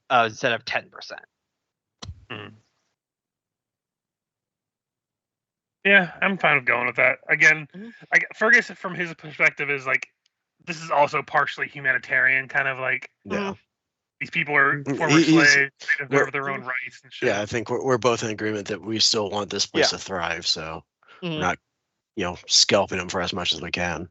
Right. And it is also worth highlighting that the key difference between negotiating with them and your allies in the fungal jungle is that you already built the road here. Yeah. Because a similar crossing through trade territory with the people of Zan wouldn't seem so insane if you were using their road. Right. But Task went ahead and built it. You be building. So what do they do? They were do they refugees with no official status at that point. They're the kingless kingdom. Who's in charge? They are currently more like a community thing. That's them handling it internally. Hippies. I just thought Kingless Kingdom sounded snappy, so sounds like I'm sure they do too. Just don't call it the Kingless Kingdom Club, because then we're gonna have a.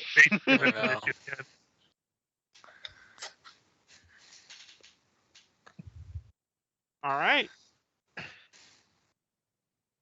So that I think to go. Me and Nolgrim still have secondary actions as well. If we're done with this season or not. Yeah, you're done with that scene if you'd like.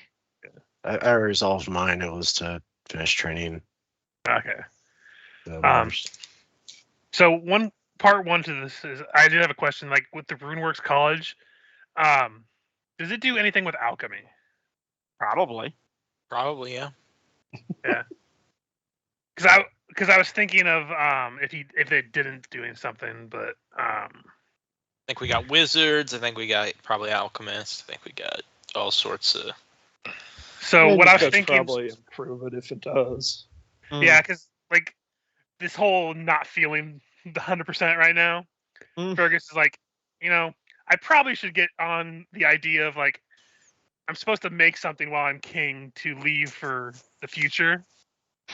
And the thing he knows the best in terms of stuff is alchemy. So I was thinking about like making like a subsection of like an alchemist lab thing, or like. So here, this is my idea, Gumbo. He wants to make a machine of some kind for alchemy that can, if you put the ingredients, it's basically auto makes like basic healing potions for his military and people. Like Okay. start working on something like that.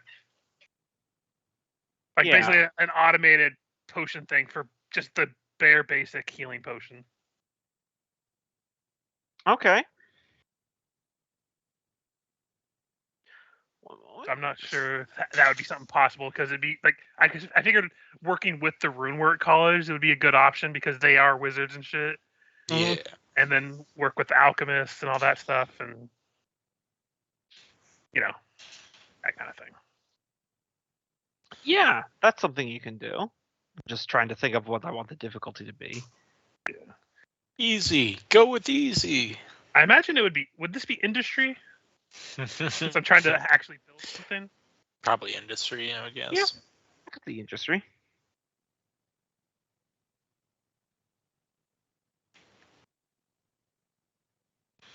Do any of our current like clans that work with us have anything with like alchemy and stuff? I guess I could. The Embermans, Shale Shale Brew. Brew. Shale Brew is alchemy, pretty. Shalebrew's Or stone. no, they're masons. The Yeah, alchemy ones are Smith Emberman. Scholars are Emberman. I think it was Yeah. Evermain. Yeah. Obviously, the Runework College. That's a D8, right? Yeah. Yeah. And I'll probably access the human trade deal to bring in supplies while we still got it going. Yeah, because we've got another 2 seasons left on it. Or Trying to one make sure there's season no- after this one. This is a horrible trade deal. Frump, get out of here. You were banned me. disinherited half a year ago. Okay, so this is my roll. Piss poor, but All right. 2d10 so 6. plus a d4 for Yeah, not making much 7. progress. So no real progress. Well, it's something he's going to be working on in the back of his mind every now and then. So All right. It is that time of the year again. Budget reconciliation. Everyone get Woo. excited. Yeah. ooh, money. All right. So your budget is currently 12. So it's a d6 for Thyrus, and then a d6 for commerce, and then a d8 for industry. The human trade deal. So d6. Do we want to use the weapon stockpile on this? We have the gem mine. We could probably offer Oh, the yeah. gems that aren't. Yeah, we could. And that's part of the economy for sure. If someone wants to give the percentile roll to see if the Adventurer Guild turned a profit this year. I don't know if that's good or bad, but I think it's bad. They did not turn a profit this year, so you can't use them. So I got Thyrus, the gem mine, the human That's what you get when trade you deal. don't hire dwarf. Anything else? I can't think of anything else. What do you guys? We could sell weapons if we needed the weapon stockpile, but I'm not sure if we want to use it for that. No, because I mean, if we fail, it'll just add some economic stress that we could hopefully get ahead of. Yeah, I think that's Council plenty. privateers. I think they were from the season, so I'm not sure if we can Yeah, use from them. How this many season. get? How many dice get picked? 3. Oh, so it is only 3. Okay. I think this is about as good as we're going to get, I think. Yeah. All right.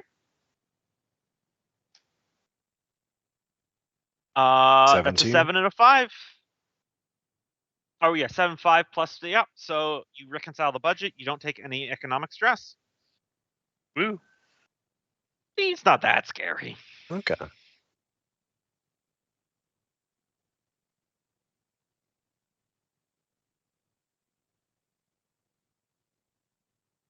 Are we doing another round of actions? One moment. I'm just consolidating some notes here. A lot of stuff to keep track of on my end. I want to keep events hopping. Since I didn't session, what is? Will that be year 5 or 6? I think it was. I think we're on year 6. Year 6, yeah. Hmm. All right, let's see. What was his name again? Oh yeah, Copper Silvertone. Nilgrim. Mhm. Near the start of this season, you get a request to have a meeting from the clan head of Forsworn, Copper Silvertone. Okay. I'd go to it. Mm-hmm. He goes, Warthane, I had a proposal. I've been hearing about some recent events I wanted to bring to your possibility of attention. Okay.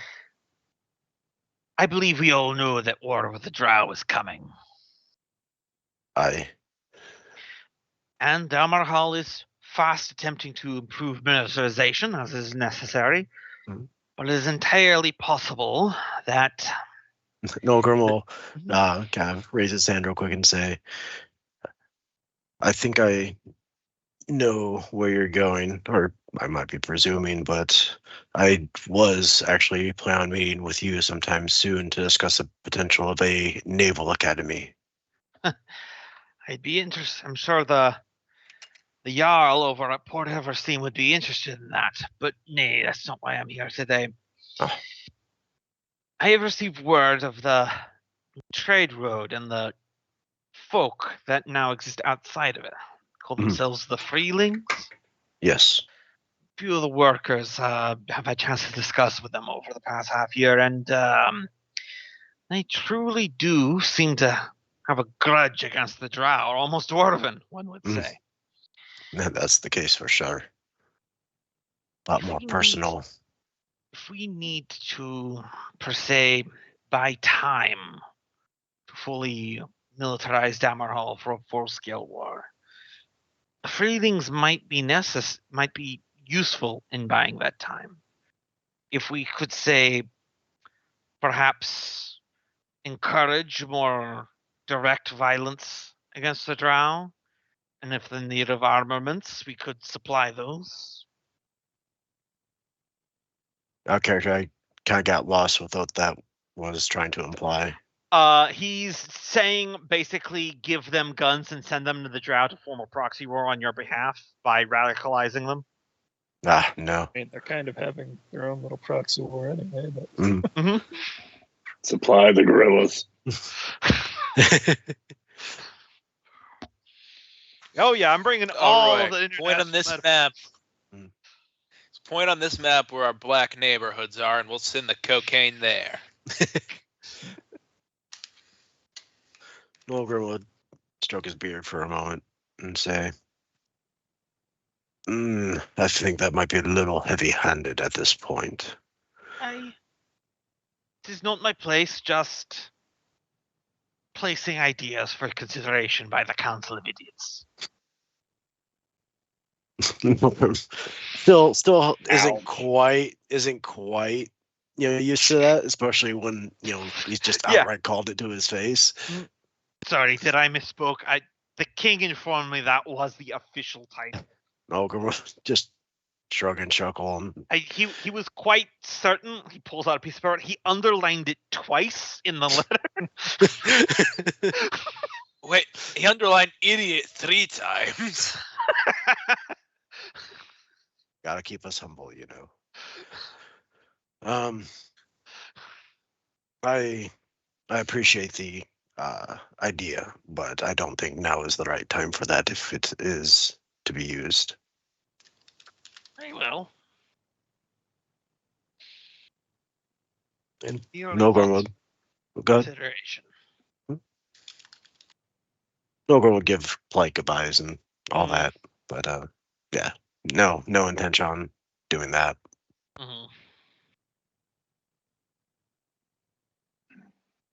Slightly better than Dwarven. Just he is one of those Tolkien dwarven translators. Oh, do yeah, the Council of Council of Idiots. Mhm. I like how the last one was just Idioth. Idia, Nazcron, Aeron, Idioth.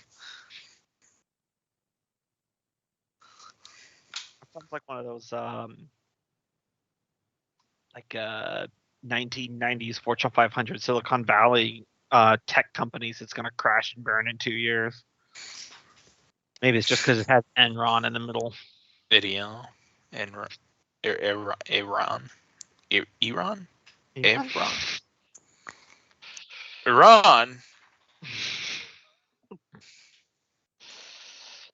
Sorry, what did you say about Wait, supplying? Iran's down here? No, they were saying I ran away. Like a flock of seagulls. They ran Sorry. so far away. Oh, well, if that's the case, I run. I run. I run. Oh man, great song.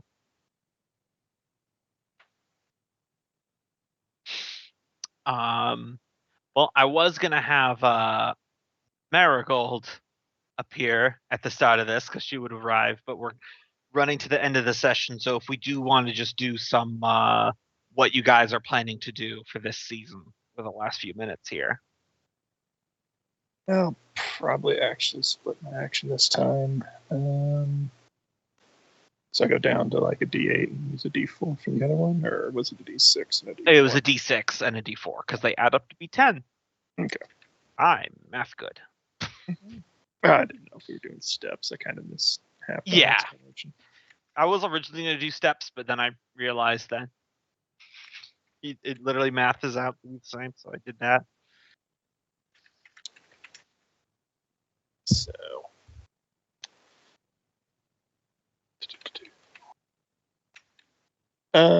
One thing I was looking for was it's not showing up in the little codex search, but I did find it on a Google search that transmute rock to mud is still a thing in 5th edition. It is, yes. Although it's only on Druid, Wizard, and Artificer spellbooks. I don't know if Freya has that or not. Artificers can change their spells like clerics can whenever they do a long rest. So if they don't Sorry, have I was it, muted. I was next asking day, what level spell it was. 5th, apparently. I cannot cast. Okay. Well, that rules that out. I was going to have her borrowed for a day to see about creating them some decent mushroom farmland. Nolgrim would float the idea of having a military naval academy, since it seems like, well, I imagine we have gotten word about the expansion of the Drow forts. I mean, assuming that Freya brought that news back. Yeah. That's what I guess. Yeah, that I is bring what- all of that back. I get my first 5th level spell at level 17. So I guess Wait, really? Yeah, artificers are weird. It's really weird that I read a third-party thing that made 6 new classes for 5th edition instead of the normal classes for their own particular setting, but used the same dice rolling system. And they had an artificer-like class called a maker that had no spells, yet it felt like it was better at building things. Because they literally just had a building ability where it gives someone a bonus to AC equal to your proficiency bonus, and every time they take damage, you lower that bonus by 1 as the armor. 17 seems so high to get your highest spell level. Right? Jesus Christ! What did they do to Artificer in 5e? I don't know. That's why I used a third-party subclass for Michael so he could have mech suits, because that was actually cool. God, I think that's worse than like the Ranger spells. Mm-hmm. Like now I'm going to look. No, Ranger's the same way. That's so weird. Anyway, sorry. Sidetracked. Yeah. Yes, unfortunately, I can only cast up to 4 currently.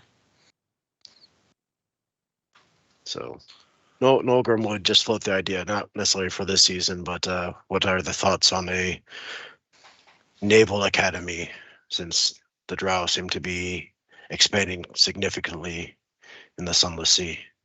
Well, I mean, it's no drain the sea plan, but it's a good plan B. Listen, I will find a way. I will find the plug and just pull it. Big cork in the bottom of the ocean. I will find them. Perhaps I'm if telling we, you. We can design the Naval Academy to future function as a military academy. Okay, here we go. We make Caliber sane, or keep him insane, and tell him that I need to use the wish spell, and I wish for a giant plug to be able to unplug the undersea. I'm telling you, He just gives you find a the giant deepest butt point, plug. create a portal to the air dimension. That is a point worth the highlighting. If you are all within the city for your actions, you can do actions and then go look at Caliban's castle if you wish. Yeah, I mean, if we want to do that for our second actions, we can. Probably next season, maybe. Oh, it's not even an action to Okay. go explore the castle because it's Yeah, we literally definitely just need to do that. downstairs. I mean, I'm down for a dungeon crawl. Yeah, if we wanted to stay nearby the town, like either this season or next season. Mm. But yeah, I mean, I want to my find actions out are why easy he's again. insane. I feel like we should probably research that before going in. could that be And an also, this is the first Kingdom action we've done in like 3-4 weeks. And We've been we in the do, dungeon crawl for a while. and we do need to figure out what's going on with Fergus. Like, we know what's in him, but as far as who's controlling it, do you think it's It's Oh, right, Tomas. Tomas? I almost forgot. Fergus advantage Constitution saving throw for the end of last season. Okay, you're still good. But Tomas yeah, I'm is not the sure one we're who doing stabbed all him the with it, actions so it's now. We're likely just planning Tomas it who's in out. control. I mean, we can just roll it now. And 'Cause then, I was gonna say because I still have the roll loaded up from last time that I could just do again real quick yeah, sure. for Can we, the alchemy thing. has Ivy gotten turns the past couple Yeah. of seasons? Okay. I don't know But if she- we got her last season or not, but I think we should probably send her off to try to find Tomas. I was just gonna have her Yeah. start exploring because I'm not sure if Oh, she's that's gonna be able to find Tomas if he teleported away. Everyone Right. seemed to tell me the Well, jellyfish. she is a spy master. The jellyfish king seemed to think that he may be able to help get you all the way over there. But most of what I heard was we just need to take out Tomas. So yeah, I mean, we could have her at least start looking into even if they might not have anything to do with it, have her start looking at the clan Grimpire and see if he's anywhere near there. Mhm. I mean, it's as good as a lead as anything. And she's his wife already is warmed up there. for that conspiracy hunt, right? Right? You don't know about that. No, I know. But yeah, I did my roll up there for the alchemy invention attempt. All right, let me double check what I wrote down. That one, okay. 2d10 difficulty plus a d4 for economic stress. Oof. That is 13. Still no Yeah. progress. You got that 10 to kind of put anything I did to Yep. shame. And then And then I'm just offering that Orc Cave up there to Cinderax Yeah, as so a that- partnership. yeah, we'll still do the normal negotiation with Cinderax thing. It's the same thing we did when we were recruiting the Yeah, clans. same so. deal. Because it's even if they like you, it's still the whole hobnobbing of politics. Yep. And that'll be 2d8. I'm just drawing up some stuff.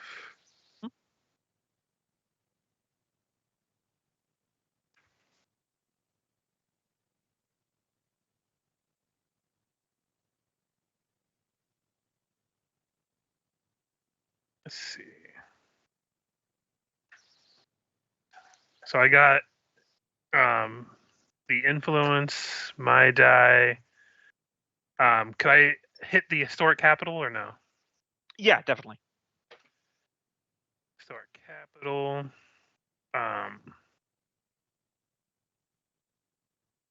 Let's see. Trying to think of anything else I can include here. I'd be open to using the weapon stockpile. I was if you going to say think. we can use the weapon stockpile as an offer of basically like, hey, come work with us and Yeah. get some weapons. I I think mean, that'd I'm be- going to just float this out there. These are the hyper traditionalist barbarians, and you're offering them runic weaponry, Mm. like the cutting edge stuff. Fair. Just going to float that out there as probably. I mean, we can. I can use the deep moose herd and offers them some meese. God, send these guys in before the freelings. I don't Or a know if bunch any of- of the temples would really work for them. Luddites. Fire Temple definitely would. They have strong connections with them. Okay, so I'll tap them then. But they did side with us. Are any of the clans that we have with us right now kind of connected to them that I could tap with? Um, I know the ones that are known to meddle the Embermanes, so I'm not sure if I can tap them or not. yeah, they don't actually like the Embermanes that much. I didn't think so. I was sitting here debating whether to include them in the difficulty or not, and I was going with no. So If somebody from the military academy was to go along and just see if they'd But be I mean, interested they're barbarians. I'm not sure. If Yeah, the I know, military- but I mean, like, as far as I mean, worst Helmet case Guard scenario, are guys, you're not going to ruin your traditional. chance. yeah, it's just I'll have to attempt again. So I Yeah, had so- 3d6 and a 1d4. So Mhm. I guess Helmengard and that one share and like the both traditional, but I don't know if that's enough for a whole dice. yeah. Yeah, Could I access the dwarven? No, not dwarven population. I don't think would work. no, because dwarf to dwarf. Yeah. I think that's about as good as I'm gonna get then. So All right, give it a roll. ugh, I'm doing so bad with these rolls. Oh, it's I had a tied. 9. That's a No, 10. Yep. A 10, yeah. Yep. So negotiations are ongoing. Couldn't roll 1 6. I swear to God. Gonna roll 1 damn 6. But those are my Alright. actions. No, we Alright. want you to be the king, but we don't want to come. Well, no, it's not that they don't want to come. It's that you're just negotiating the finer points of it. We're just Yeah. abridging it. I know, I'm just joking. Mhm. All right, so Nilgrams, explore the area north, where this blue line is. Okay, yeah. Yeah, survey that one. All right. So if I remember correctly, let me make sure I'm doing this properly. Yeah. Okay. So let me get my little blue line tool.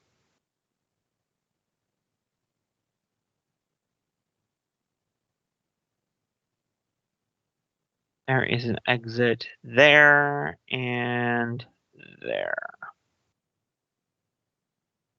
And then, yeah. And then an exit there. Okay. And obviously the one right there that you can just plainly see. Yeah. And then the investigate unknown ruins. It's once again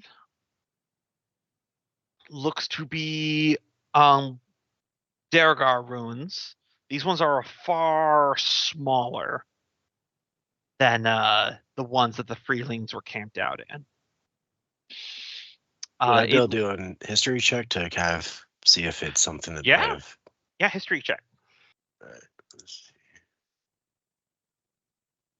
I don't know how this would come and apply as my character's background. Yeah, I've got something in mind. Give me the history Okay. check first. All right.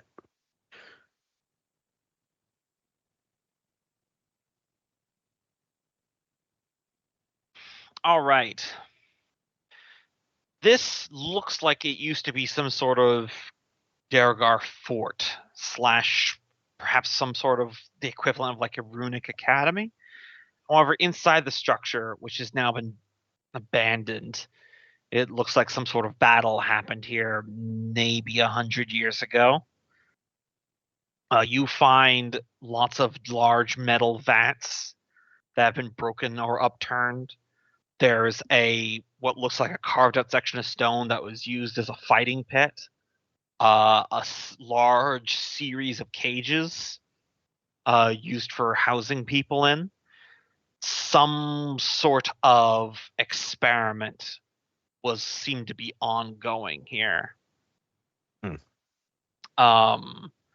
With your historical knowledge and looking at the context and everything you know, some of the residue from the vats kind of have like more of like an elemental magic. This used to be some sort of Dergar super soldier program.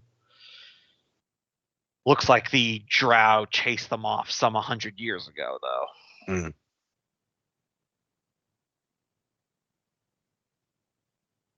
Okay.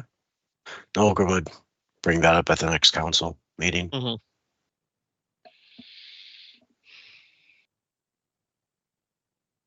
All right. This is the unethical program to get drow to get Durgar to shoot fire. And that's the big twist. I mean, you know a Drugar who shoots fire.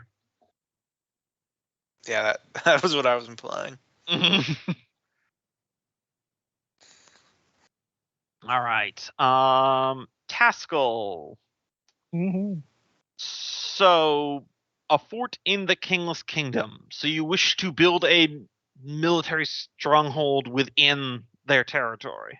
Yeah, I was gonna At the ask, is end. it gonna be like a super thin, just along the road, like an arch on a Against the ladder? wall that we dug into.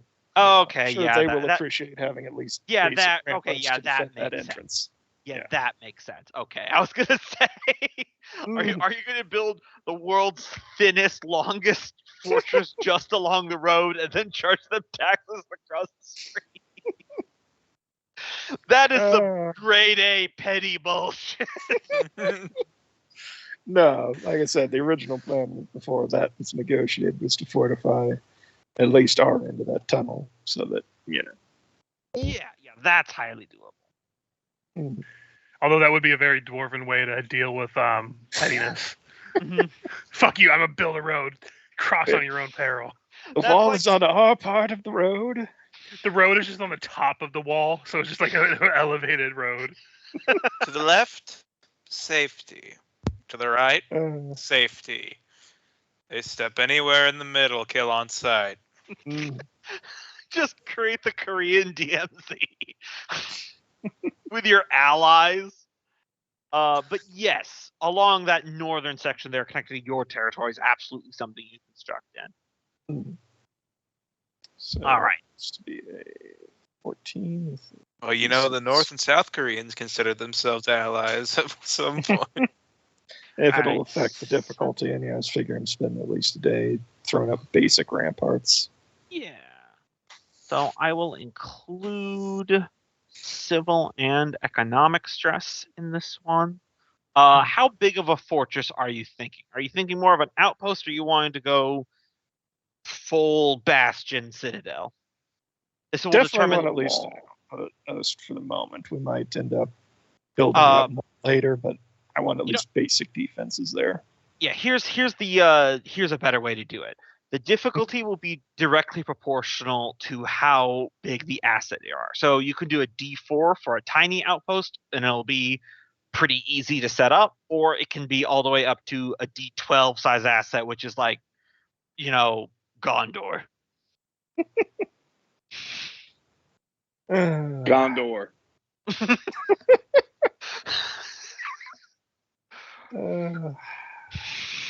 I mean, Yeah. like I said, My girlfriend Wonderful. told me most of our outposts are this size.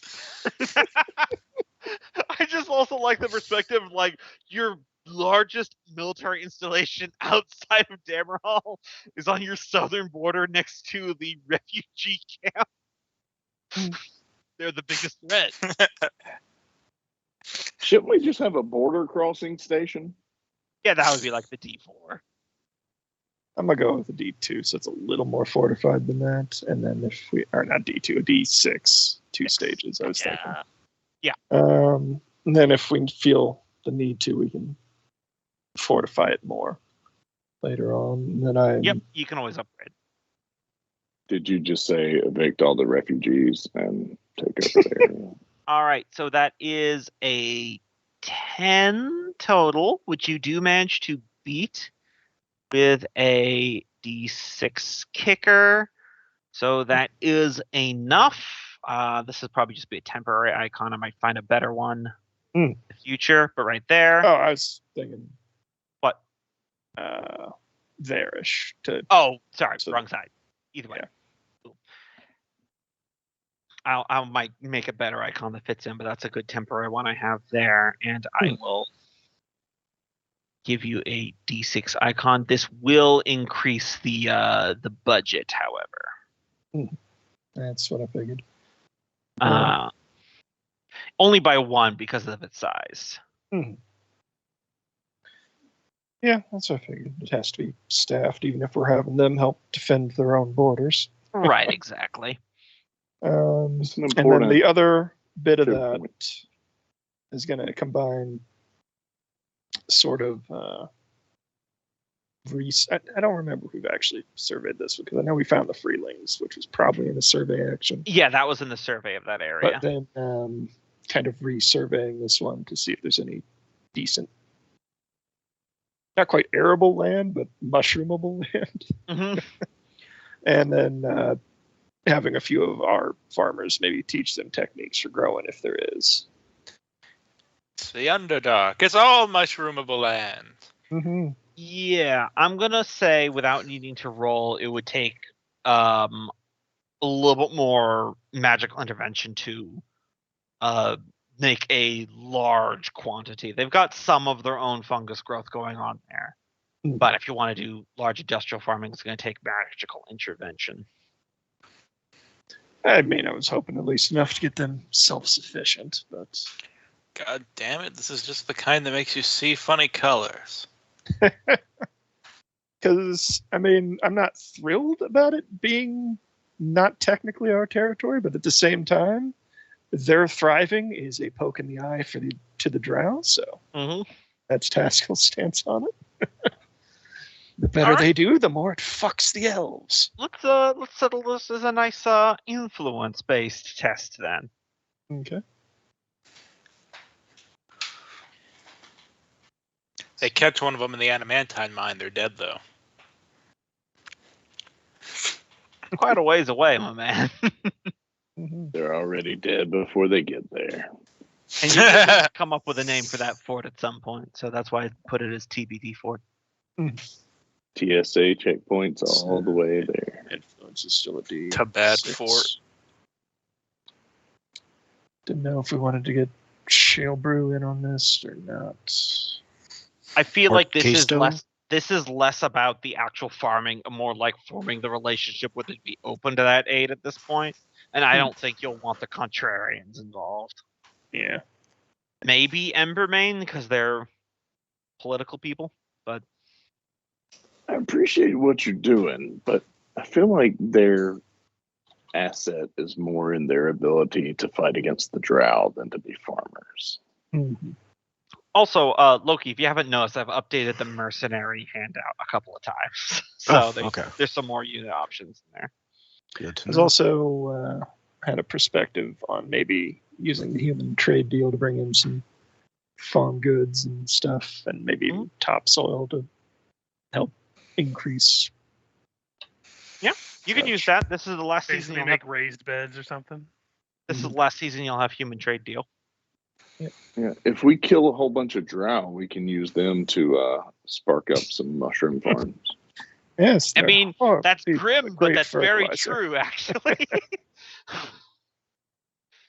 Okay, so anyone got any other supplements? I'm only allocating a D4 myself to this. So it's a D4 and 3 D6s at the moment. Yeah, it's going to be a 2d8 difficulty plus a d6 due to political stress.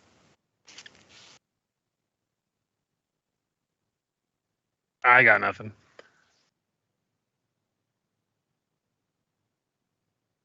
You're trying to build farms, right? He's Yeah, currently step. forging the relationship to do it. He's Okay. not just rolling in there with work crews and saying stuff. Because I was off gonna say if you were the doing land. it, we do like the miners could be useful if it came to actually like digging the place out. Yeah, this is farm. once again more about the negotiation because they're not Okay. super wild on you. Just send because remember they're very firm that they're their own people. Just sending in work crews to do it and make look how nice we are is not going to be super good unless you So form the let's- relationship first. So that's all I got. Let's back up. Yeah. The religious people just showed up at the refugee camp who are and started talking about how, if you follow our ways, we'll teach you how to farm for yourselves and become self-dependent. Okay, cool. Let's not get too distracted now. And then we had Thanksgiving, and it was all fine. Let's go. Oh God. I'm sure some of them used to be farm slaves, but Oh yeah, at they the have same time, know-how. They're not Yeah. stupid. Ah, good resume. Should I? Fuck. Is that not a good thing to say? Maybe you don't farm. But at the same time, whatever they grew in the droughlands might not be here. Whatever Right. they have here. Either way, this is more about forming the relation than the logistics of the farm. Oh yeah. Yeah, we're totally gonna have to start y'all at minimum wage.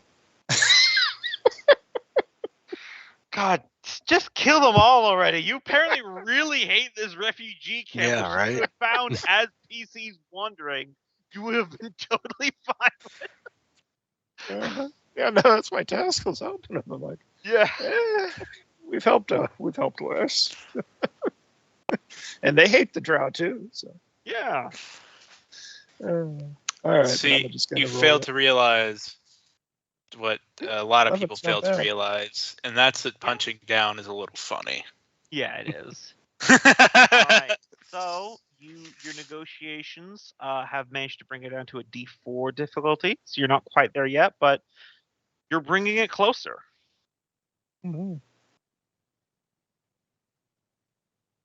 It'll make it easier for future negotiations and building sets and distinctions with the future if you nail Actually this. got a decent idea, and we don't actually see the to be determined. Oh, no, that's the asset, not the map. Yeah, that's the fort. Okay. What was the armless dude's name? Cut. Fort Cut. Nah, that doesn't quite work. It's also a little weird. Yeah.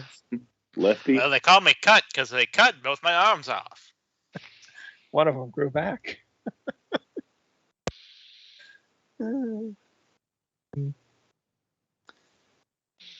Yeah, I'll think about what to name it. All right. Kind of running over. Going a little bit over, but Fram. That's your ship name. Fram. Fram. Thrum and Freya.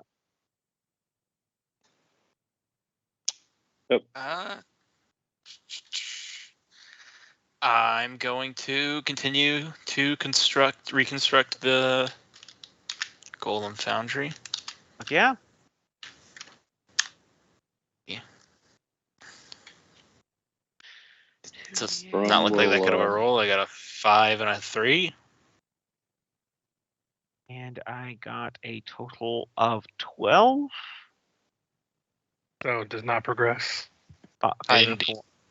Yep. Work is ongoing. And yeah, that used your full force. Okay. So That was a horrible I'll roll. survey up here. Look at these. Look how many 2s. Yeah, Sorry, no, it's been like that all gesture day again? for me. I'll survey up here in the top left. The one we've already explored. all right. And split. Can I split to survey 2 areas? Sure. All right. How about this one over here on the far right? All right. Okay, hold on a second. Because still got to find some bullets. All right, so starting in the west, you find a mithril mine, and you know it's a mithril mine because it's occupied by the drow who are currently mining it. Ooh. Interesting. That's a good first target. I was gonna say that too. Totally, like, definitely the so beginning of adjust. their territory here. I'd Going rather all up there, probably. explore up here then. Okay. You know, that might actually be a good first thing. Mm-hmm. We get them alongside to liberate the slaves from that mine. Well, our military also sieges the mine to kill the drow. Mm-hmm. And profit. Mm-hmm. I love it! Brings a tear to my eye. The cruelty, the depravity, the disregard for human life. I'm Everyone's so just proud. becoming the villain. I think we've gone a little long tonight. We're getting a little Yeah. unhinged here. Yeah, no, it's fine. So yeah, long, narrow cavern there.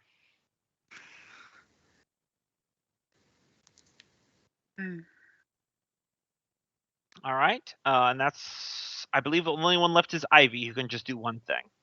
I'll have her just examine. I'll have her examine this little cavern here. Did we not Oh want wait, to no. see if she could yeah, find? We were gonna say Oh, we should have to her, investigate into Grimpire. Yes. Yeah. Try to get leads on where what's his name might have been. Yeah, Mhm. Tomas. So yeah, she'll investigate that. So All right. Let's call this difficulty 2d6. No other modifiers.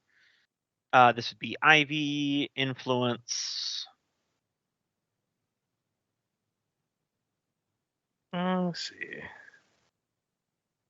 Just so you know, remember you can use your actions to also establish temporary assets. Like Ivy could establish a spy ring, and then next season use the spy ring to gain a bonus to these. That rolls. honestly might be better because I don't Yeah. have many options to use for. Yeah, that sounds good to me. Yep. So yeah, I'll do that. So would I roll for that? Or is that just an action that doesn't take a roll to establish? No, something like it's that? going to take a roll. So what I'll do is it's going to be a 2d6 difficulty. And then if he passes, the kicker will be the size of the temporary asset. Okay. Excuse me. Could I utilize maybe the Adventurers Guild because they might have people there Oh, that yeah, have. absolutely. Did you want to try utilizing Clan Embermane as the political? Yes, since you're setting up a dwarven spy ring. Yeah.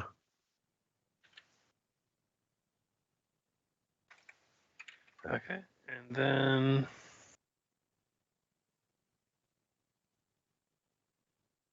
Let's just check anything else. I think that's it. So here we go. Hey, there's a 6. Yep. So you And definitely succeed. There's a So- D8. with a D8 kicker. All Yeah. right. So temporary D8 asset. Let's see. Is that how that works? And then the second largest. Yep. So one moment here.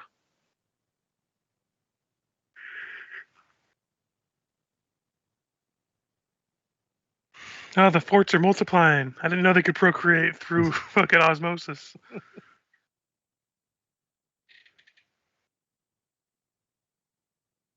And then it would be a D8 with 3 uses. Clearly, you've never seen a 12-year-old crank So- 90s on Fortnite. Where the fuck did that come from?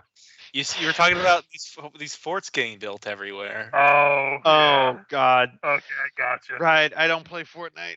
Yeah, I don't either. I tried That's it 2 times, and I'm like. I just know this is that not cranking right. 90s is the crazy thing where you're building really fast.